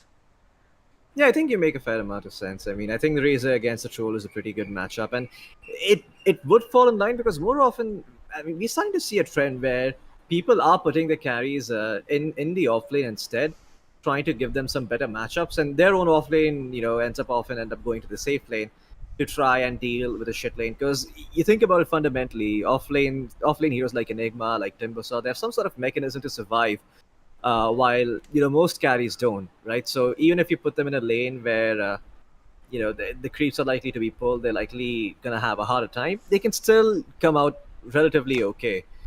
There's just one crucial difference between this game and the previous one. Hmm. This game, Moon has a favorable mid matchup. So Yeah, that is And I true. know Moon did play the Batrider a lot earlier on, so he's comfortable on that hero, and a lot rests on his shoulders because the other two lanes are not going to be phenomenal. No matter whether the Razors top or bottom, I think the Timbersaw is going to be okay, even versus the Troll. Excuse me. Yeah. I think Moon has just been the kind of player who plays a very different type of mid.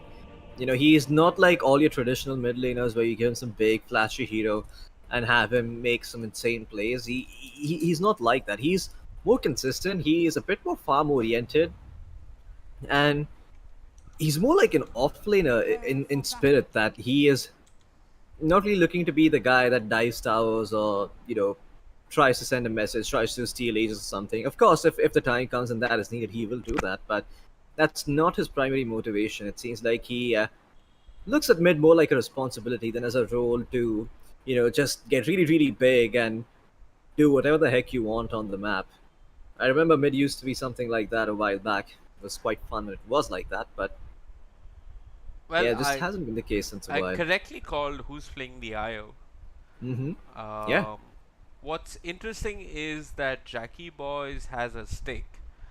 I'm I thought he would pick up a stick if he was laning against the troll, but he's going to the safe lane with the stick. Um, do you really need stick versus tree and Earth Spirit level 1? I don't know. But his smoke breaks and he walks up ahead. Inafu punches him. But this is the phenomenal power of a lineup which has 0 stuns. Yeah. And that again, I mean, I really don't see what that boulder smash did for Raging Potato level 1. Not like you It's should have no, gone the it's rolling what you boulder take. instead. It's yeah. Everybody Yeah. takes boulder smash at level 1 I, now. I think he also needs that to secure range creep. So, I mean, Absolutely. I'm not mad at that, but again, Jackie Boy is breaking that smoke level I'm 1, actually making sure no mad one at the dies. draft. Unless Moon like completely pops off, I don't see the side of Team SMG having any chance in this game. I have more chance with women when I meet them for the first time. Hmm. Look at Well- this. Jackie Boys are just this is the worst possible start, Floki. This is terribly disappointing. Goodbye. Oh, and the pause. Lag. It's kept Yeah. the pause, I mean. Yeah, Afu, look at that. It's What a Ifne. total champion. It's fine. Absolutely Ifne. Yeah, it's Ifne. It's totally okay with it. He's bought out a salve. He knows he's gonna die. 3 stick charges for the Earth Spirit, 2 for the Treant Protector. That's what they're gonna get out of this. But Jackie Boy, he's gonna be the real winner. As I imagine that is gonna be. What do you even buy this early on? I think you probably just save up for boots if you're Jackie Wristband or Boys. you rush into Falcon Blade. Yeah, but what item from the Falcon Blade do you buy right now? It's gonna help you in the Blades? lane. Blades of Alacrity? Blades of Oh, attack. what the Oh yeah, hell? Not Alacrity, attack. Attack, But up yeah. top, mid one. Mm-hmm. There he is. He Dropping ha- rather he has, low. He has no salve. It's Pi has no salve either. Uh-oh, I imagine Pilot Eye is gonna be calling a sound? Nope, Okay, he is- guys, thank you so much for tuning in. You can head over for the post-game interview to Shiva. No, never mind. I mean, look, they've got enough regen between mid one eating a tango and Pilot Eye also regening up from the tango and the bracer. But the problem is, mid one is gonna be tanking all of these creeps coming in, so he's not really gonna be able to regen Down bottom, his HP raging, all that or much. He's okay. they're gonna lose both their side lanes. Just calling it now. If Yeah. Razor level 1 and Abandoned Deal level 1 is like this, I mean, Boomers to make misplays in the safe lane to lose it. Because I just feel that Earth Spirit, like the Abaddon, will always just trade him and push him out of lane. Radiant's Yep, courier certainly. has I been mean, killed. well, there's a saving Oh, grace. You- Tims might die up top. Tims is getting slowed down. And that is SMG equalizing the scoreboard. It's Afu Yeah. and Tims who died so far. But the real attention needs to be towards mid. How's mid looking in terms of CS? Yopaj's not doing that bad. got the full one now. 20 charges on it as well. Moon, I think he's doing okay in terms of last hits, but Yopaj actually has the advantage. He's got himself 9 last hits and 2 denies, although Moon will be hitting up that creep wave about now, so I think that is a little bit So, misrepresented. Floki, if you look at the SMG lineup, what are they really good at? I think they're really good at sieging. Once they get themselves the right items on the troll wallet, you got yourself Wisp. I mean, an IO, excuse me, not Wisp. Don't sue me, Blizzard. But once you get to the point where Troll has enough items to feel comfortable going high ground, they're gonna have a really hard time pushing him off because you're gonna have a living armor protecting him. There's gonna be an overcharge or an overload. Sorry, yeah, overcharge from the IO, not overload. That is Storm Spirit, excuse me. But yeah, when you have an IO who is constantly healing you and you've got living armor on you, it's gonna be very easy for this troll to just chomp down buildings. And to top it off, you've got something like a Bat Rider who's always going to be looking for a pick off, and an Earth Spirit as well. You can be there to counter initiate if things do end up going south. Raging, his rolling boulder, he bumped into Scam and now he's silenced, courtesy the curse of awareness, but he's got enough HP and Scam does take a fair amount of damage under the tower. Afu going in, the lead seat there, but Scam is going to be okay. But there's an Earth Spirit rolling in. The potato has come out on top. R2's favorite vegetable has beaten them all. Oh yeah. I mean, Jackie Boy is unfortunately unable to find the kill there, but Dire's bottom he's still going to be farming away. He's got himself the boots and the raindrops now, This is and a he's going to be finishing good off the start. Falcon Blade This as is well. a really good start for Raging Potato because he was struggling in the lane. I mean, earlier on it looked a little iffy, but in terms of CS, he's up there with the Timbersaw. And he's found himself a kill, and now they're timing Jackie Boys as well. Maybe this niche Earth Spirit pick is exactly what SMG needed, because Jackie Boys, he's got stick charges. He's barely going to survive. Yep. Well, best hopes came as a salve for him. He does, so he's going to be coming bottom and healing up Jackie Boys. But Jackie Boys is pretty much out of mana now. Like I was saying earlier, right? If SMG are able to ensure that mid one can farm and can get himself a couple of items, I think SMG will have a very good time. Afu was in this- cancelling that salve really. Okay, Jackie Boys could have turned. He's got the plasma field, and yep, Afu's dead. That's No, is he? Is oh, he? oh, he's not. Kick! Oh, Raging! He's turned up. He's turned it around. Oh man, I don't know why Jackie Jackie Boys. Boys hesitated.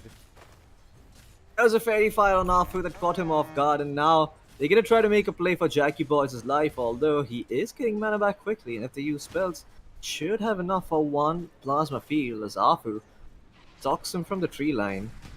Hey. Well, with the Abaddon here, I think now Afu's probably going to be bidding adieu to this lane, going back to base, getting some HP, and then coming back. Raging Potato, you said it was a bad lane for him, but it's been looking up for him now, getting a lot better as time goes on.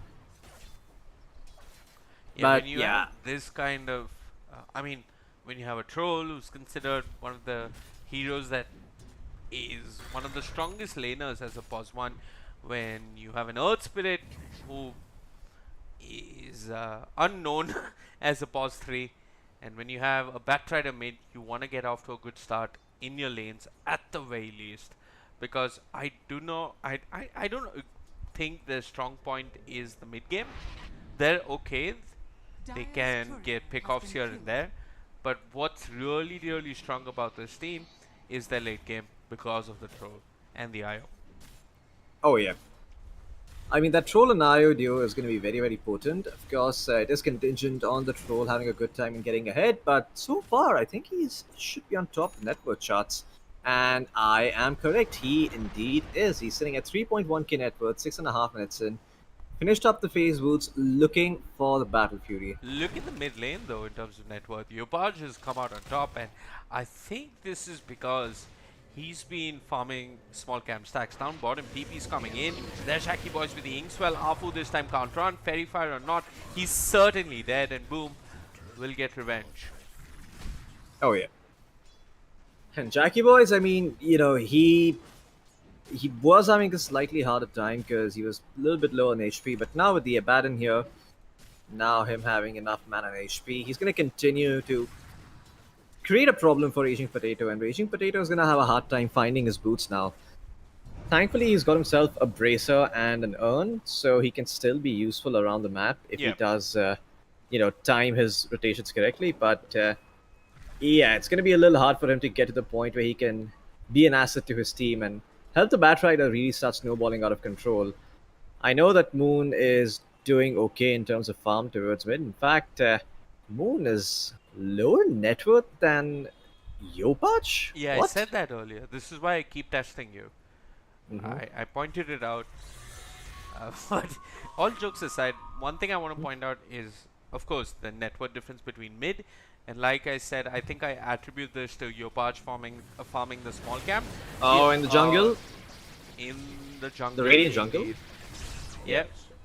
The potato has been bought down once again. But Tiny's farming camps or stacks somewhere is what I'm guessing. Because in terms of last hits, the difference isn't all that much. But Yopach, give him a rune, give him an inch, and he'll find space. But right now, he will not pursue. The other thing I wanted to point out, Floki, is that Tim's TP'd bottom got a kill. Now, normally at this stage in the game, you see the offlane all by himself in lane, you want to punish that. But the Yep. safe lane heroes that SMG are running can't do that. They're fundamentally not that strong a lane. In fact, Pi and Mid One have retreated into their own jungle to farm up stacks. So, FVZ is going to only have more free farm. His net worth is going to just keep increasing. While the hold on, Yopach, 3 stacks of napalm upon him. There's a stroke of fate, and with the Inkswell and the Aphotic Shield, he feels comfortable enough to just run in straight into Moon. Mid One, he's showing the fight, not passive this time around. The lasso committed, the Batrider alive. Pi being a perfect medic. This stroke of fate misses, but the Aphotic Shield will crack. And that's going to be enough. Tim's dropping really, really low. He's going to end up falling. Avalanche, toss. They find another. It's Afu dead. Pi being chased down. Him and Mid One were calmly enjoying the jungle. They've been forced into a fight, and that fight has turned really, really soft for them. The good news, if you are an SMG supporter, is that they did find that one kill onto the Grimstroke. Mid One, though, he's got the net coming in. FEC is dropping really, really low. He's got stick charges to work with. He's gonna be okay. Oh, yeah. And Mid One, I mean, this is Oh, kind look of at what you Mid, want. Inkswell, Avalanche, they want to go on the Moon. There's the Again? Phantom's Embrace. Moon silence. This time he's got no lasso to Oh, work man. with. The Phantom's Embrace might just do it, but Moon's still running. The Phantom's Embrace refreshed. Moon has to destroy it. That will keep him held in one place long enough for the stroke of fate to shoot him down. Boom, get another key kill. The hero that you picked that's meant to be a cheese pick to win mid is not winning mid, Floki. Yeah, and again, Team SMG. I mean, losing this mid lane is going to have huge repercussions for them. Yopaj, we saw what he could do on the Tiny game 1 if he gets timely Blink Dagger. This time around as well, he's just about 100 gold, rather 50 gold away from it right now. Oh, in fact, would you look at that? Raging Potato tries to slow him down, but instead just eats a bunch of harass. And now, with Yopaj's Blink Dagger done, he can start to look towards the top lane, make plays on the map, and start contesting this Troll Warlord, who's up until now has had a rather quiet game. Oh yeah. And compared to the previous game, this time his Battle Fury is going to come at a much better timing. Fingers crossed, that is if Yopaj does not first go top and decimate him, which I think he probably will. But never mind, towards the mid lane, they've instead found Raging Potato, who should be falling. That Phantom's Embrace making sure that he cannot get away. And that will be the Blink reveal. So, mid one's going to be fine. I think if you're SMG, you're okay with that. Is but he? They've just smoked. Is it Yeah. Moon again on the menu? I mean, Moon is not showing. Man, this is heartbreaking stuff if you're Moon right now. If he dies again here, I don't know what most people would be like, but I know if I were in Moon's shoes at this point, I'd probably start yelling at my team. I think he's already yelled at his team. I don't think Moon does that, I think Moon is rather a very reserved and shy person. He's not going to tell anyone what the right thing to do is. He'll just be under their bed later He's that gonna night. lasso though, and that is the right thing to do, especially when the Abaddon is not level 6, doesn't have the borrow time. 12 minutes in nearly. They're going to smoke. There's Tim's on the high ground. Tim's giving away his position, but look at the Earth Spirit. He's gone in. They found Yopaj. Yopaj, this time his Blink Dagger is not going to work in his favor as he gets ganked. The Overgrowth committed mid-1. Toss out of there. But boom, they're going to lose Yopaj nonetheless. The Earth Spirit chasing in for more. The Earn Charge committed upon Tim's. Piladai not present. And that Rolling Boulder missed. But there's the ever reliable IO securing the kill for SMG. As SMG are, compared to game 1, they're at least reacting on the map. They're showing signs of life is what they're doing, and I think that's pretty much all you need to do this game if you're SMG. You know, your troll has been having a rather good time. He hasn't died once, even yet. Yeah, but there's still an elephant in the room, and that elephant is, well, Jackie Boy's on his Razor. He's about to finish up his BKB. Oh, as soon as he has that, Yopaj might just die. One net again? from the troll. No. Yeah. Treant understands that life better lived as an animal, turns into a tree, squeals away, but he is gonna be okay. Yopaj's not gonna look towards him for now, but what is Skem doing? He has just walked into that triangle. Yeah, I think he's gonna try to set up for Yopaj over here, but Yopaj is gonna show towards the mid lane, and Jackie Boys, he is almost, like I said earlier, he's almost done with his BKB.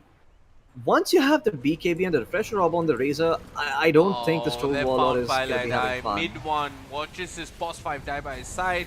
Maybe Boom lose their Pos 5 as well. Skem causing issues. The Chakram there, but Skem, he's got the borrowed time. Soulbind onto 2. Tim's does his bit before dying. FBZ straight in. He should be able to get a kill, but the Overgrowth will hold him in place. FBZ? A toss forward. The Avalanche on a 3. They're all solo on the side of SMG, but mid-1, he's going to pop the Battle Trance. Jackie Boys will suck his damage, but has Jackie Boy got health? No, he hasn't. 4 members dead from the side of Boom. A double kill for Raging Potatoes. And it's Team SMG winning their first fight in 1.5 games, and they're looking for more. Piladai just relocated on top of Moon. What's the player? Arun. Yeah, that's the play. Well, for now, SMG are quite happy with that. You know, mid-1 managed to get himself a couple of very important kills. Not only that, he slows down the Razor's timing. That's probably the most important thing, because the Troll, the only thing he's afraid of this game really is the refresher orb Razor. Once that is online around the 23 to 24 minute mark, Troll Warlord is going to be playing very, very scared across the map. Top lane though, Piladai does get spotted out, but doesn't look like they're really looking to commit yet. Moon, on the other hand, looks to turn around. Does manage to find Skem. He will commit the lasso to get that kill. And, well, that's going to be punished, but Boom, I don't think they really care all too much about Skem's life. At this point, they're more than happy seeing him commit a lasso, because that just means that Yopaj as well as Jackie Boys get to free farm. And speaking of Jackie Boys, again, it feels like I'm repeating this for the millionth time, but he's close to the BKB, and once he has that, that's when fights start to get a little bit easier for Boom. Of course, what you really want to get is a refresher orb on this Razor, where you're going to have the double eye of the storm just melting through anyone that's in range. But yeah, for now, you can wait it out. You can be a little bit patient, use the BKB to turn a fight around, and maybe, if you're lucky, get the Troll Warlord.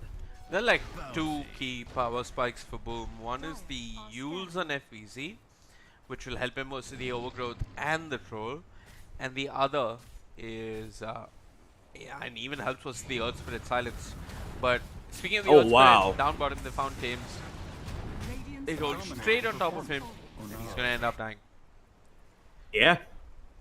Great find by Raging Potato there. I think that was completely blind. I don't think he knew that there was a Grimstroke there. It was just an attempt by him to see if anyone is sitting under the tower trying to leech XP, and lo and behold, he was right towards the mid lane though. Moon again with the Firefly. Has managed to pose a problem for Skem. FBZ, where the hell is he caught? He's standing somewhere on the high ground around mid. He will be staying alive for the time being. Jackie Boy is looking to punch Piladai. No! He gets away in the nick of time. And again, seems like Team SMG, well, it's a bit too close for comfort for them. Piladai, I think that's going to be his 4th bracer? No, it's just 3 bracers. He's going to get himself the Sentry one instead. But yeah, what do you think of Piladai's item build? He's gone for the... I've seen it before at the major. It's been quadruple criticized. braces. Yeah, Radiant's courier Yeah. has been killed. but I don't know. I guess it's cost effective. Raging Potato goes in. Yopaj not there, not willing to even considering to punish the Earth Spirit. Speaking of the Earth Spirit, he's not opted to complete the Spirit Vessel. Instead, he's going for a BKB, which Yep. I think is pretty legit. Like, if you just ignore Raging Potato, he can kill the Grimstroke easily and maybe even do a fair amount of damage to the Tiny. Yeah, Raging Potato is definitely going to be a nuisance in these fights if he gets that BKB eventually. Because the Magnetize is going to connect onto 2 to 3 heroes. Just by the very nature of Boom's draft, because they've got all these so many close range melee heroes, they're going to be clumped up together. So when that Magnetize pops and an extra Remnant is dropped, a lot of heroes are going to be connected, and then all your boulder smashes, all your silences, they're going to be slowing down the entirety of Boom. And well, that's really the underrated aspect of Earth Spirit, something that people definitely don't abuse often enough. Absolutely. At least in Then- pubs.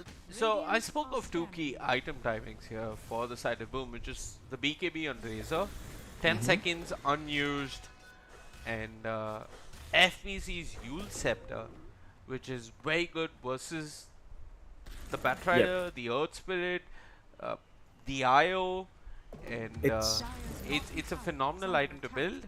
You don't see it too often on the Timber Saws.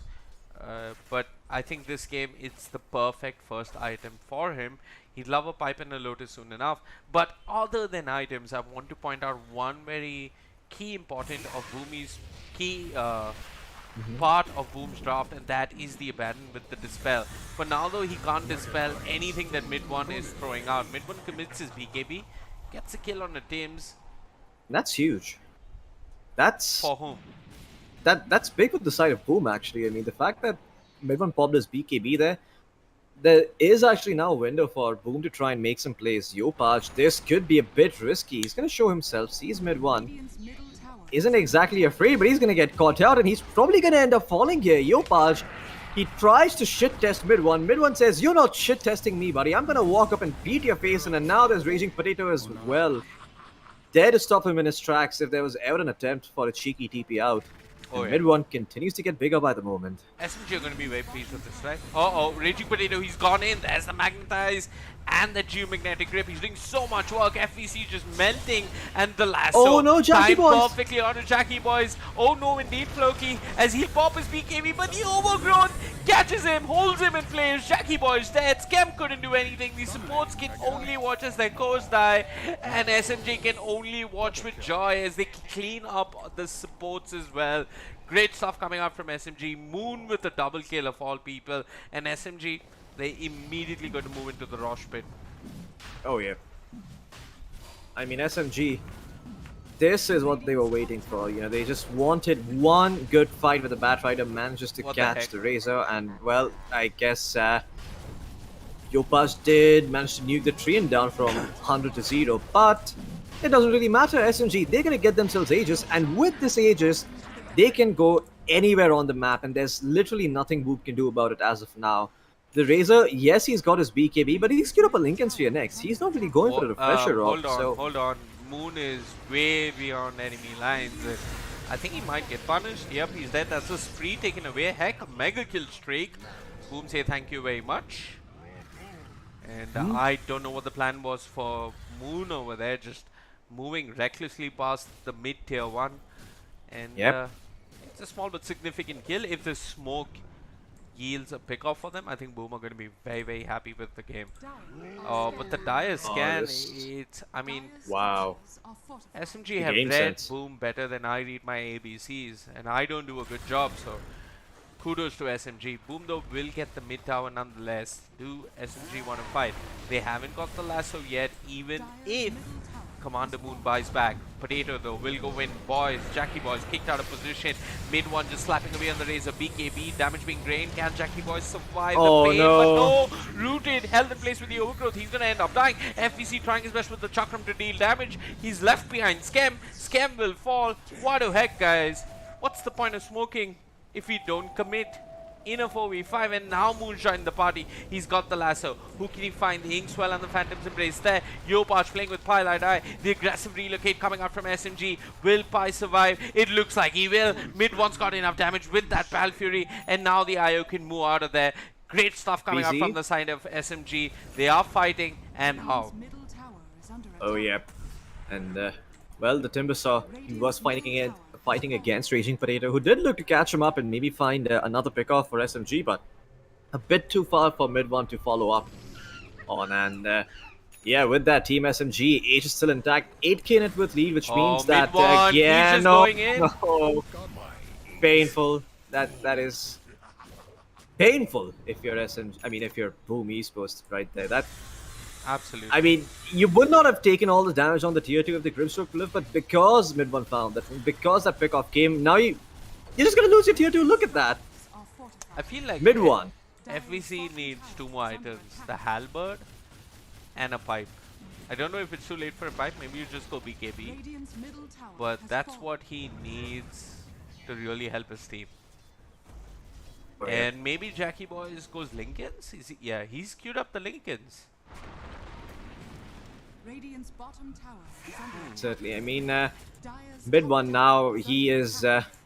just gonna be a big problem again. And there it is. Moon can afford to do this kind of stuff because mid one is so fucking farmed that he can take a hero down from full HP to 0. And all Moon has to do is to look for pickoffs. I mean, they've He got a do- minute on the Aegis. SMG can go high ground. They're going to smoke. They can What end the is game Yopaj here. going to do? Afu's blinked in.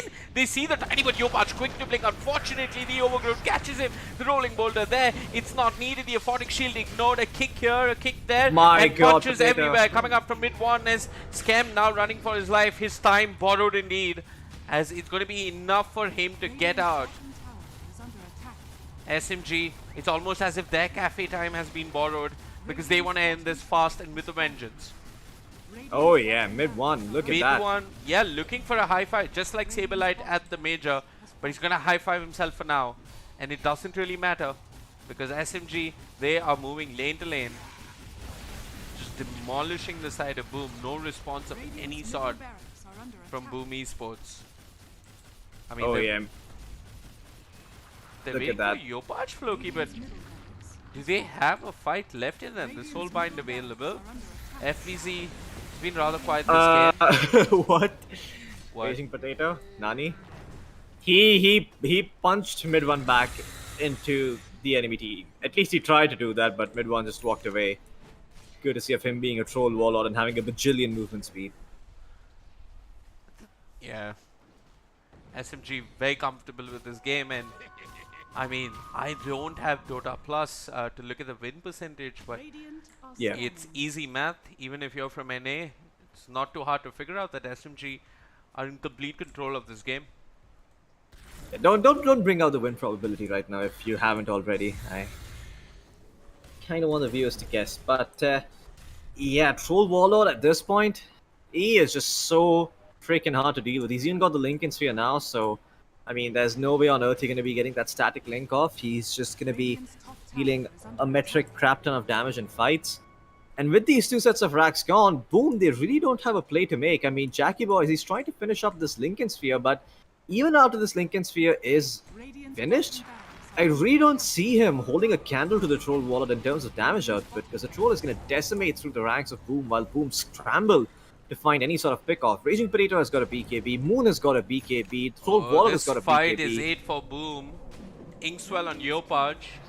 Yopaj doesn't see anyone but mid one, and that's not someone you want to go on, but they'll go on him nonetheless. Yopaj, he's got the BKB. He's shitting on Jackie Boys. Oh, the My damage God. is ridiculous. It's ludicrous. Jackie Boys has buyback, but can it really accomplish much? I don't think so. This is it. GG, well played, is the call.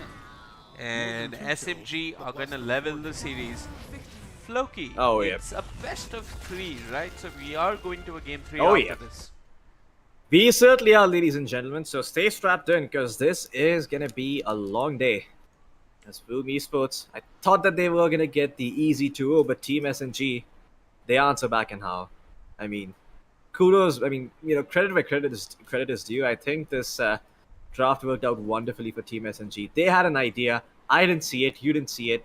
None of us really saw it, and yet they made it work. Team SMG just completely rolling over Boom Esports, and I think it sort of comes down to Troll having a very good time in the top lane. Oh yeah.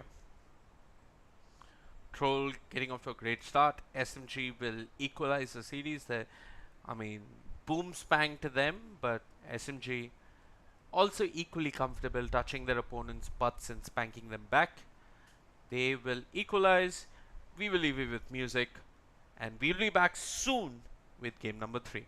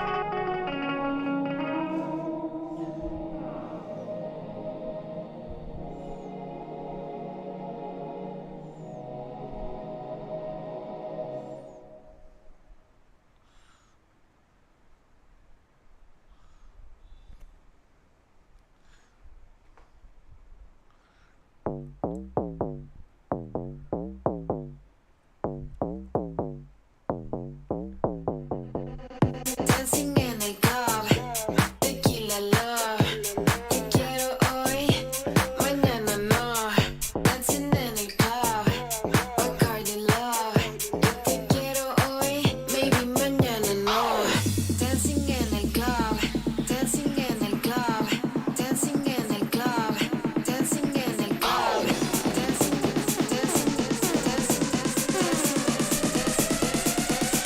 Más tequila, por favor.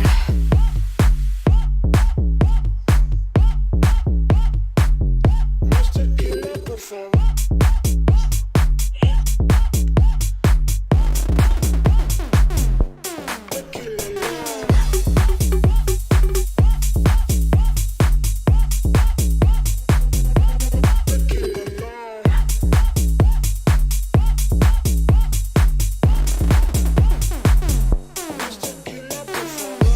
I'm dancing in a club, dancing in a club, club. I'm dancing in a club, dancing in a club. I'm dancing in a club, dancing in a club, club. Bacardi love,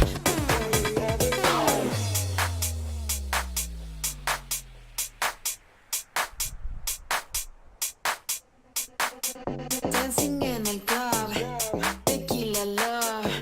Te quiero hoy, mañana no. Dancing in a club, Bacardi love. Te quiero hoy, maybe mañana no. Dancing in a club, tequila love. Te quiero hoy, mañana no. Dancing in a club, dancing in a club, dancing in a club, dancing in a club. Dancing, dancing, dancing, dancing, dancing. Más tequila, por favor.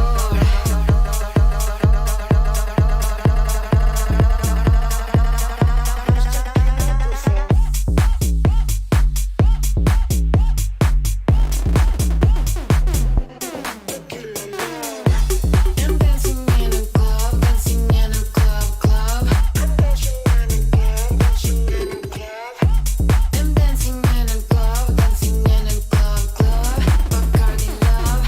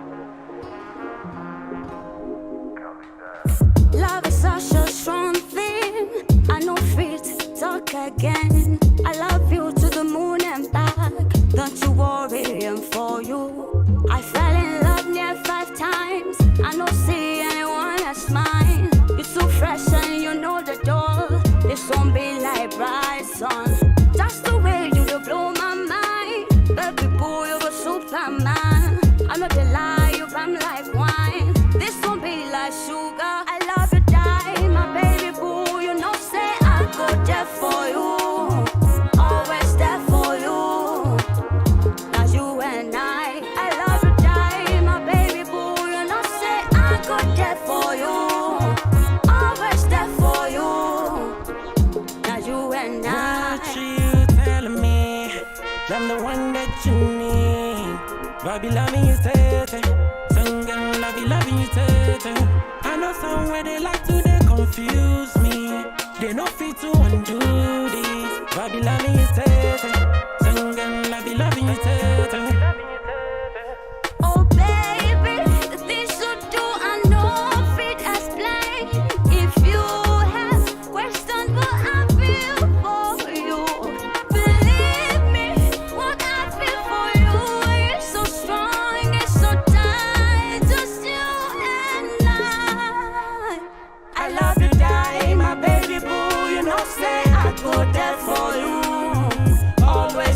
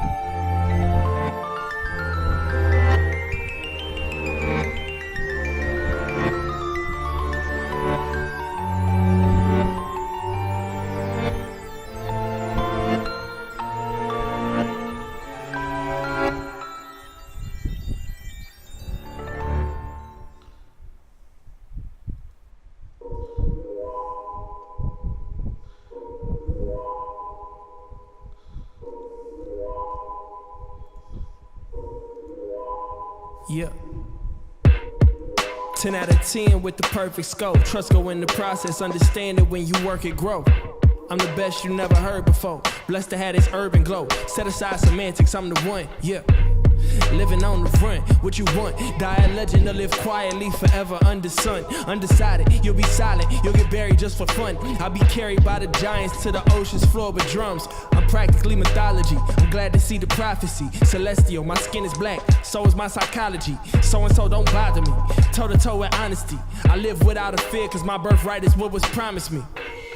I got every right to go crazy. Go crazy, go higher, go bracelet, go wires. I got every right to go crazy. Go crazy, go higher, go bracelet, go wires. It's proper to be draped in the finest. I was made in this holy image, my conception designer. My reflection feeling Mufasa like.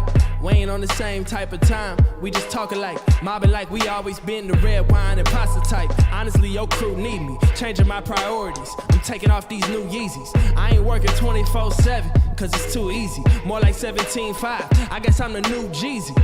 Okay, you wanna fight, let's just get right to it. John Henry, 2 hammers swinging, I get right through it. You know this life only built for gods. The Titans broke through them cages with me to switch the odds. I got every right to go crazy. Go crazy, go higher, go bracelet, go wires. I got every right to go crazy. Go crazy, go higher, go bracelet, go wires.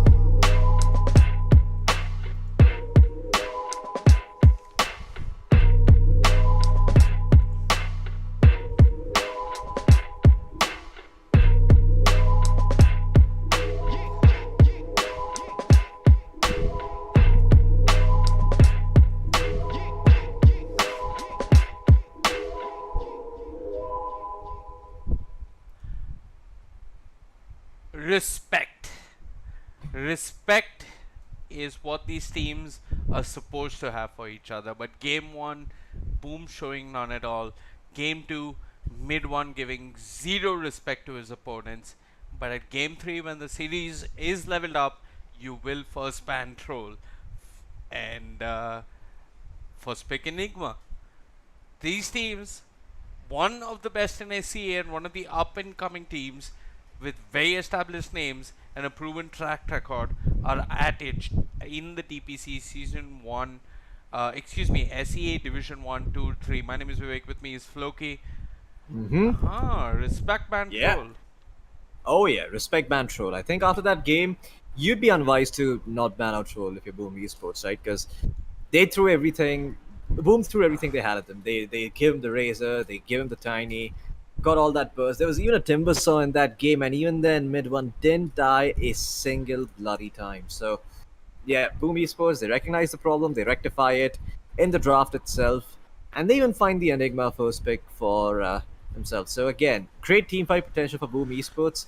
Although, Team SMG, I wonder how they're going to react to this Enigma. They've picked up the Kunkka and the Enchantress, which are decent heroes in their own right, as they bring a lot of tempo and a lot of fast-paced Tota that the Enigma can have trouble keeping up with. But with the Mars response from Boom Esports, I think the draft is sort of even now. What Team SMG really need to do is to find some sort of lineup that can enable them to just constantly apply pressure against Boom instead of waiting for big item timings of their own. The Kunkka and the Enchantress do that, though. Yeah, the Kunkka and the Enchantress do that. Now, if you want to be really wacky, you could pick Core Silencer. Nah. The other cheap option versus the Enigma, at least until he gets his BKB, is a Naga Siren. Another option is the Beastmaster or the Bane. I think the Clockwork is actually a very underrated option against the Enigma. But you need to be at the right angle, because if you hookshot through Black Hole, does Black Hole stop? I think it does. I think if you connect the hook on the Enigma, the Black Hole will always stop. But if you connect the hook on someone else, yeah, the Black Hole will catch you. You won't get to get towards the Enigma. Yeah. Okay. It's like there's a small AoE around Clockwork where the enemy heroes get stunned as he's coming in. So if the trajectory that the Clockwork is flying in, if there's a black hole in that direction, if there's a black hole covering that area, he will most certainly be sucked into the black hole. Yeah, but this is kind of like, Clockwork's not bad, but I mean, Mars doesn't give a flying fuck about Clockwork. I don't agree with that. I think I mean, Mars Mars will just fear him to his really cocks. dislikes. I mean, if you start the fight, if so, the way I look at it is, if the Clockwork starts the fight by going on the Mars really doesn't have a lot of good counterplay. Like, yes, he can, He can still get off the spear. The spear doesn't get yeah, but he stopped. doesn't like being caught out by a Clockwork. That's sort of the issue, because you can't then just counter react with the arena, right? Your spear is used, and the moment your spear is gone, what do you do with the arena, right? You need some sort of teammate who can capitalize on your arena to really make it valuable. Otherwise, that arena is just kind of useless. Okay, we have increased our viewership by over 100%, Floki. From Oh, yeah. 1, we are now 2. Remember, That is folks, me from my other account. 2. Did you just tune into our Twitch? Yeah, I think so. No, I didn't. I'm just lying. Okay. Whoever you are, thank you for. Oh, fuck, that person went away. Well, Never mind. F. F indeed. Yeah, but all jokes aside, I think Boom Esports, they need to find some sort of pick that allows them, that gives them that early momentum to keep up with what SMG are going to be picking. Because you look at SMG, they're just banning out any hero that's going to interfere with them playing this fast-paced game, right? They ban out the Medusa, they banned out the Razor. You look over on the Boom side, they're banning out the DP and Tusk, anything that can accelerate Team SMG's game. And Team SMG right now are looking for a pick that is going to enable them to sort of take towers early on. Or if not take towers, then at least set up for really, really good fights. If they can get anything like that, then I think they're going to be good. Another option, rather, I mean, it's not a way to deal with Enigma per se, but a good way to respond to an Enigma is by picking up an Invoker yourself, because that Invoker is going to allow you to scale into the late game. It's also going to allow you to do a lot of work in the mid game, constantly being set up with Sunstrikes, and maybe even punishing the Enigma if you get some sort of pick-off oriented support in something like a Nyx or a Lion. I do know that the Shaman has been banned out, so that's not really an option, but we'll see what SMG do.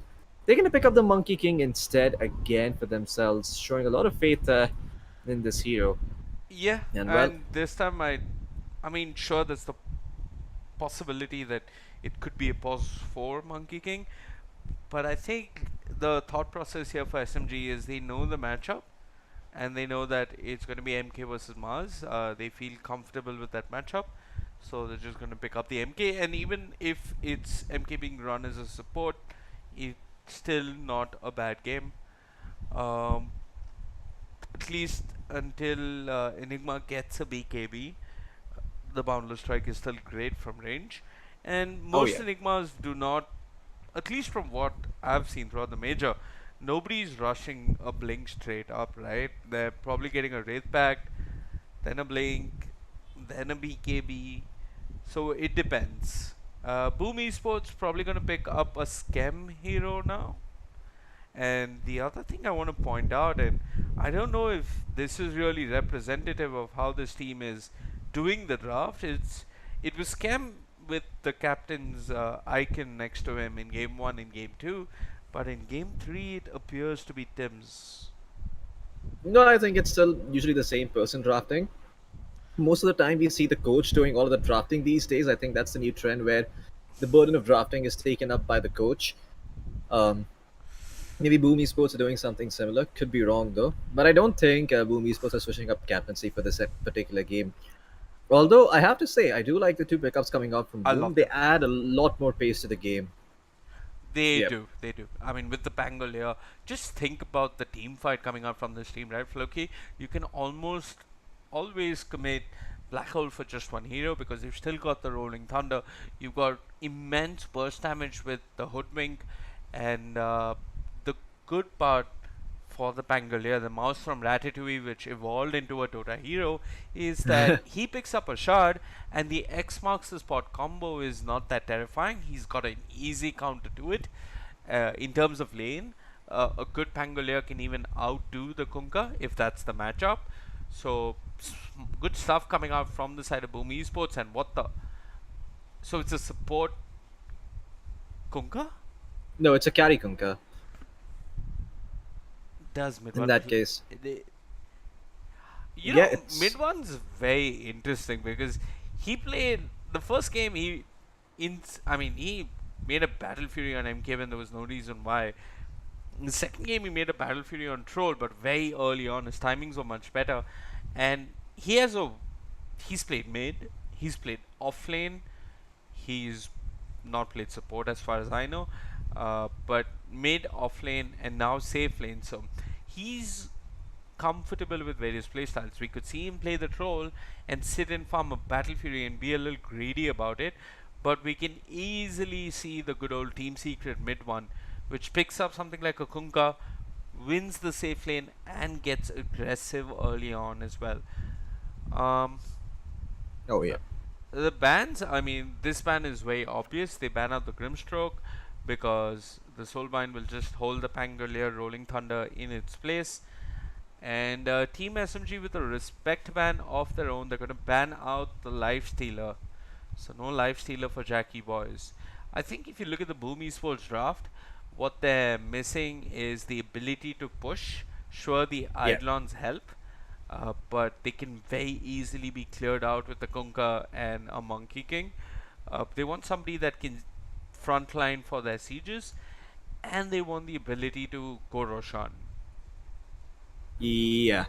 I think right now, if you're Boom Esports, I don't think something like a Leshrac could be a too bad of a pick here either. Does give you some of that pushing potential that you were talking about earlier. Also provides you with a lot of damage output in these fights. When of course the BKBs aren't available. And with the amount of cards that Boom Esports have, all they really need is a hero that can turn a lot of gold into damage, right? You want someone who can just sort of go into the middle of all of these big ultimates and be a total pain to deal with for the side of SMG. A hero that does a lot of damage, that is perhaps a little bit hard to kill, and maybe even has some, sprinkle of tower damage on top Give me a of that. second, So Floki. I'm just getting some water. go for it. So, yeah, that's probably what Boom Esports are going to be looking for. I imagine they're gonna pick up something like a TA because that is still available in the pool. I think that'd be very much within the style that Boom Esports like to play. Although the issue is that they don't really have last pick over here, so Boom Esports could probably not go for that route and instead pick up something else entirely. Maybe double down on the late game and pick up a Terrorblade or a Morphling. 15 seconds remaining on the clock. We'll see what Boom will go for here. Lots of good options available for them. Their draft's still very open to going late or going early. The Enigma also very good in pushing based lineups with the threat of the black hole, as well as all the Eidolons and the aura items that you build, enabling your team to survive, courtesy of the Enigma being able to farm very fast. 30 seconds remaining on the clock for Boom. They better make up their mind about what they want to deal with this Kunkka.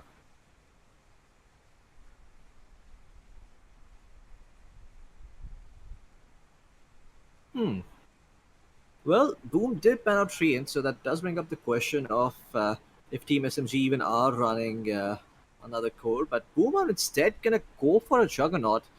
Didn't really see that coming. I mean, it makes some sense against the Kunkka, as well as the Void Spirit. Just allows you to spin away from all the burst damage that those heroes bring to the table. But again, it's not really one of those heroes that you can confidently fall back on at any point in the game. I think the Monkey King is going to be posing a huge problem for this Jug.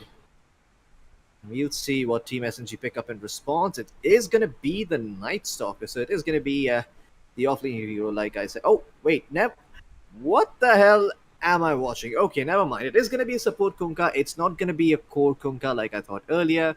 Mid one is going to be picking up the Monkey King, and Moon obviously is going to be playing that Void Spirit. So, yeah, again, Team SMG is just completely throwing me off guard here as they managed to, for the second time in a row, convince me that mid one, or rather the Monkey King is still very effective as a position one. And we'll see about that. I think there is a time and place for this hero, but I hope that it is played more to capitalize on the early disables and the early team fight and skirmishes that Team SMG have.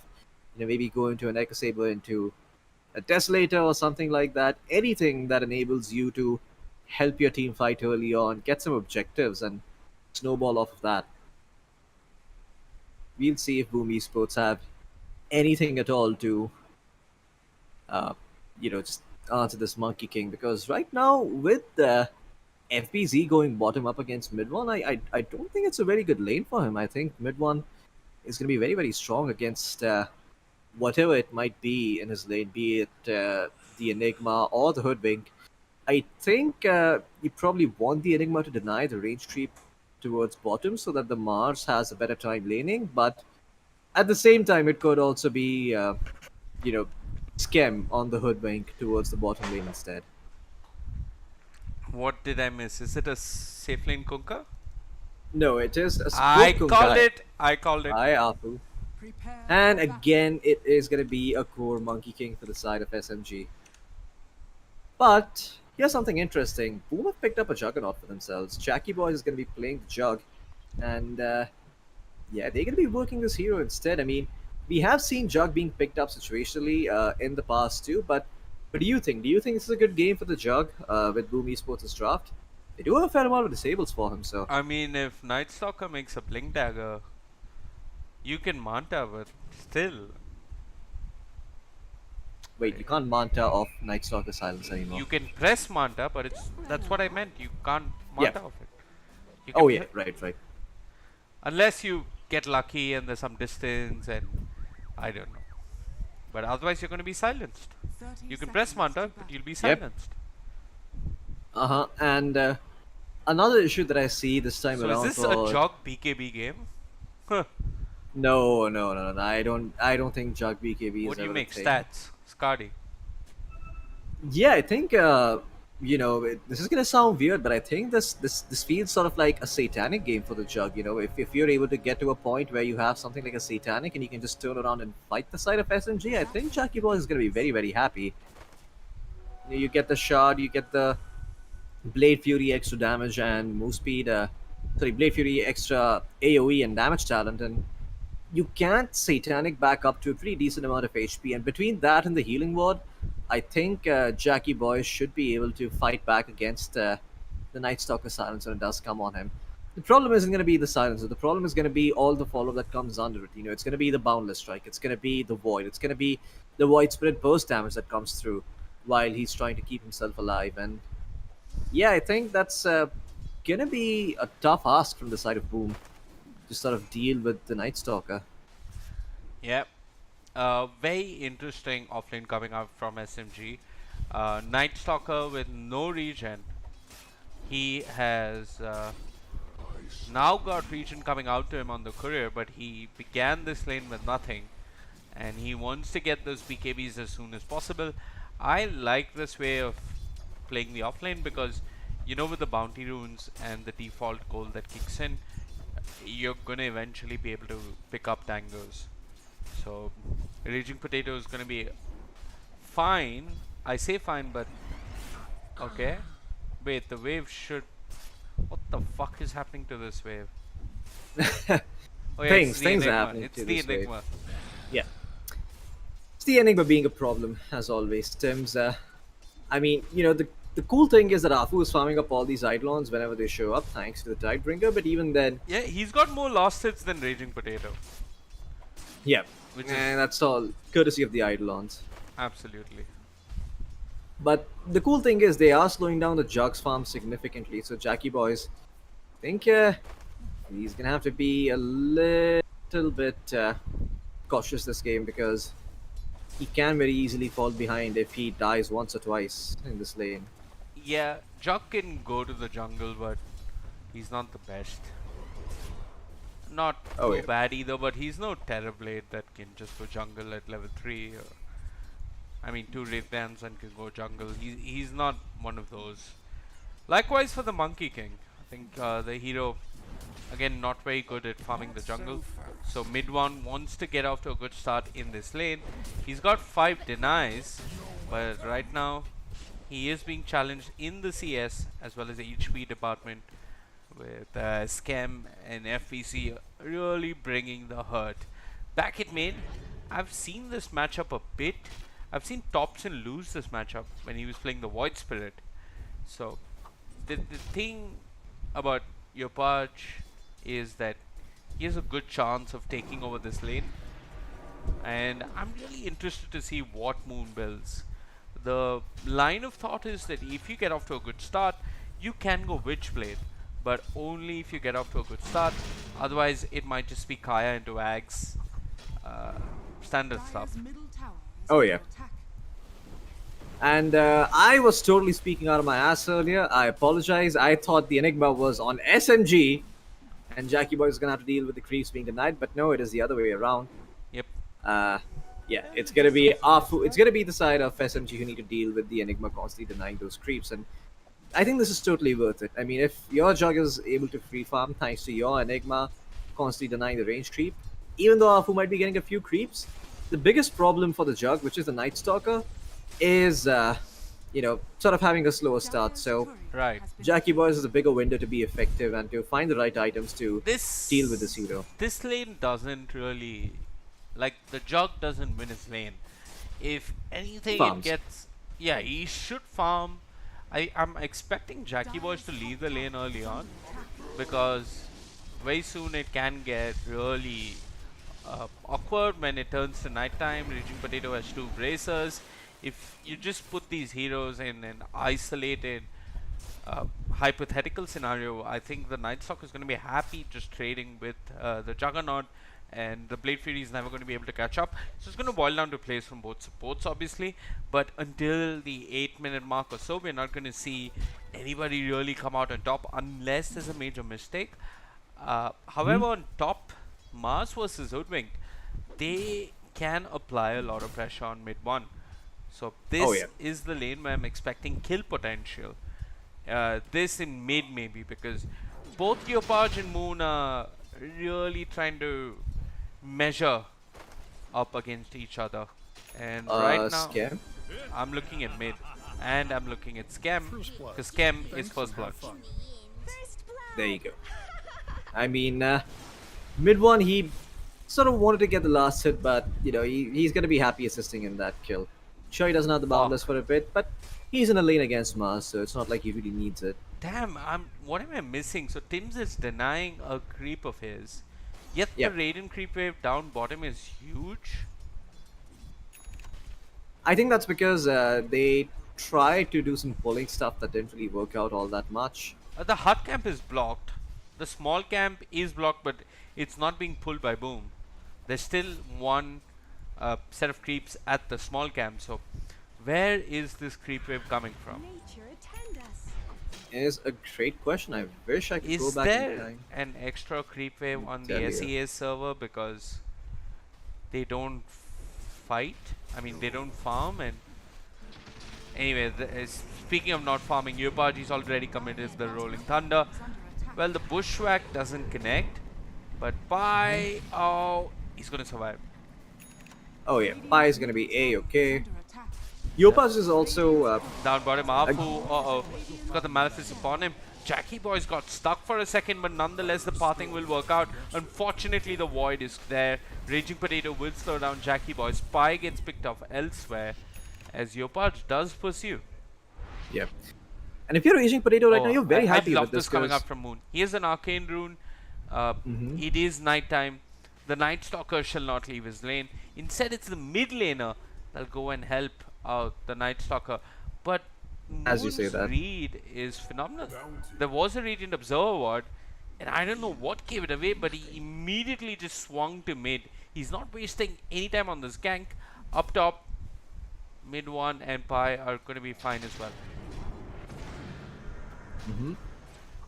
Yeah. Yopaj, he's got to be careful. Dire's courier has He's gonna, yeah, the taunt's gonna hit him. The shield crash will give him some protection, but not enough. And unfortunately, Moon misses the Aether Remnant. So yeah, I think Yopaj is gonna be okay for now. But a lot of pressure on mid. We didn't see this in the previous games, Floki, but look at the supports. They're all mid. Oh, the Bushwhack misses. Not like this. Tim's TP is in, and they'll go for Pile Die. I think Mr. Moon is absolutely okay. Bambi is... Oh no, Yopaj! I was gonna... Ah man, that Can they kill I- Pilot? I think Scam- Paradise is okay. He's scam got with 2 the points in Nature's Aegon attendance. Nope. It's done. It's over.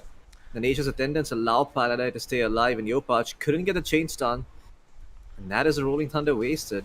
That is space created. And Jackie Boys again now has to be a little bit careful because, well, they aren't really forcing his Blade Fury just yet. The Healing Ward is going to come through. But again, I mean, Jackie Boys, he's facing so much pressure down here that the moment his Blade Fury is over, when he does pop it, he is going to end up falling. Well, he does want to juke out the Astral Step, still has the silence, but oh no, the Night Stalker comes in, the Mars Arena is going to be there, but Raging Potato trying to stay on top of FBZ to prevent the Spear from coming through, and Raging Potato, now he's overextended, now the Spear is going to come through, the Blade Fury is there to punish, and there it is. Jackie Boys. He's going to be able to live thanks to the TP coming in from FBZ. Oh, towards the mid lane. Scam walked up the high ground. Wasn't ready for Afu and Moon, and this time the Aether Remnant will not miss. Scam will fall.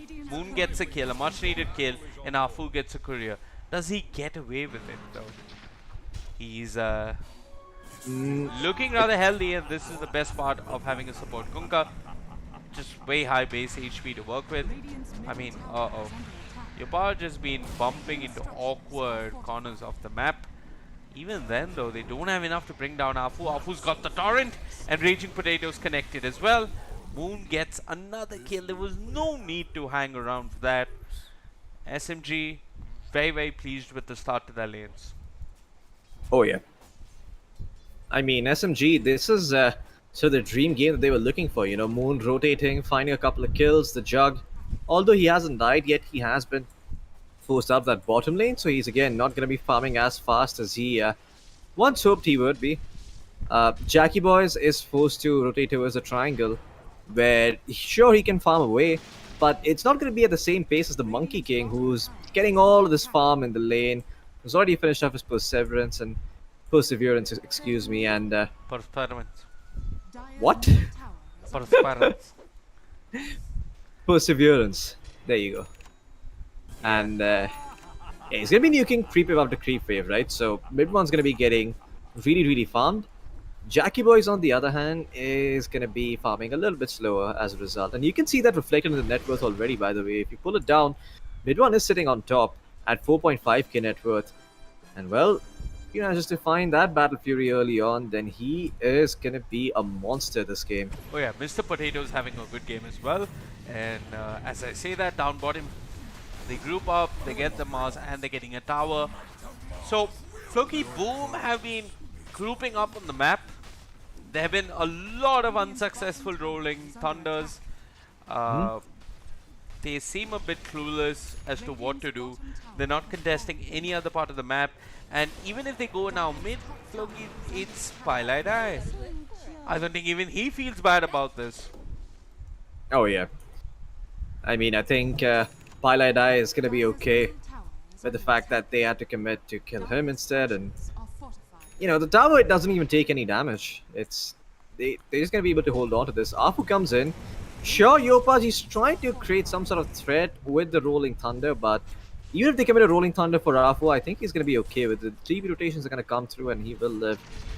However, Raging Potato getting away with so much farm is probably the most concerning thing for Boom Esports, because this is the hero that is going to be answering your Jug, and your Jug still hasn't been able to find that first component of his Maelstrom. Still looking towards the top lane to find whatever scraps mid one is letting through, while he continues to accelerate. He's almost done with his Battle Fury, 880 gold. Elsewhere on the map, Raging Potato, well, we talked about how he's going to be a bit of a problem. Yopaj commits the Rolling Thunder, cleans him up. Yeah, it was that one observer ward which spotted out Moon, which gave them information that Raging Potato was farming the small camp, and this is where the Hoodwink is handy, right? The sharpshooter, so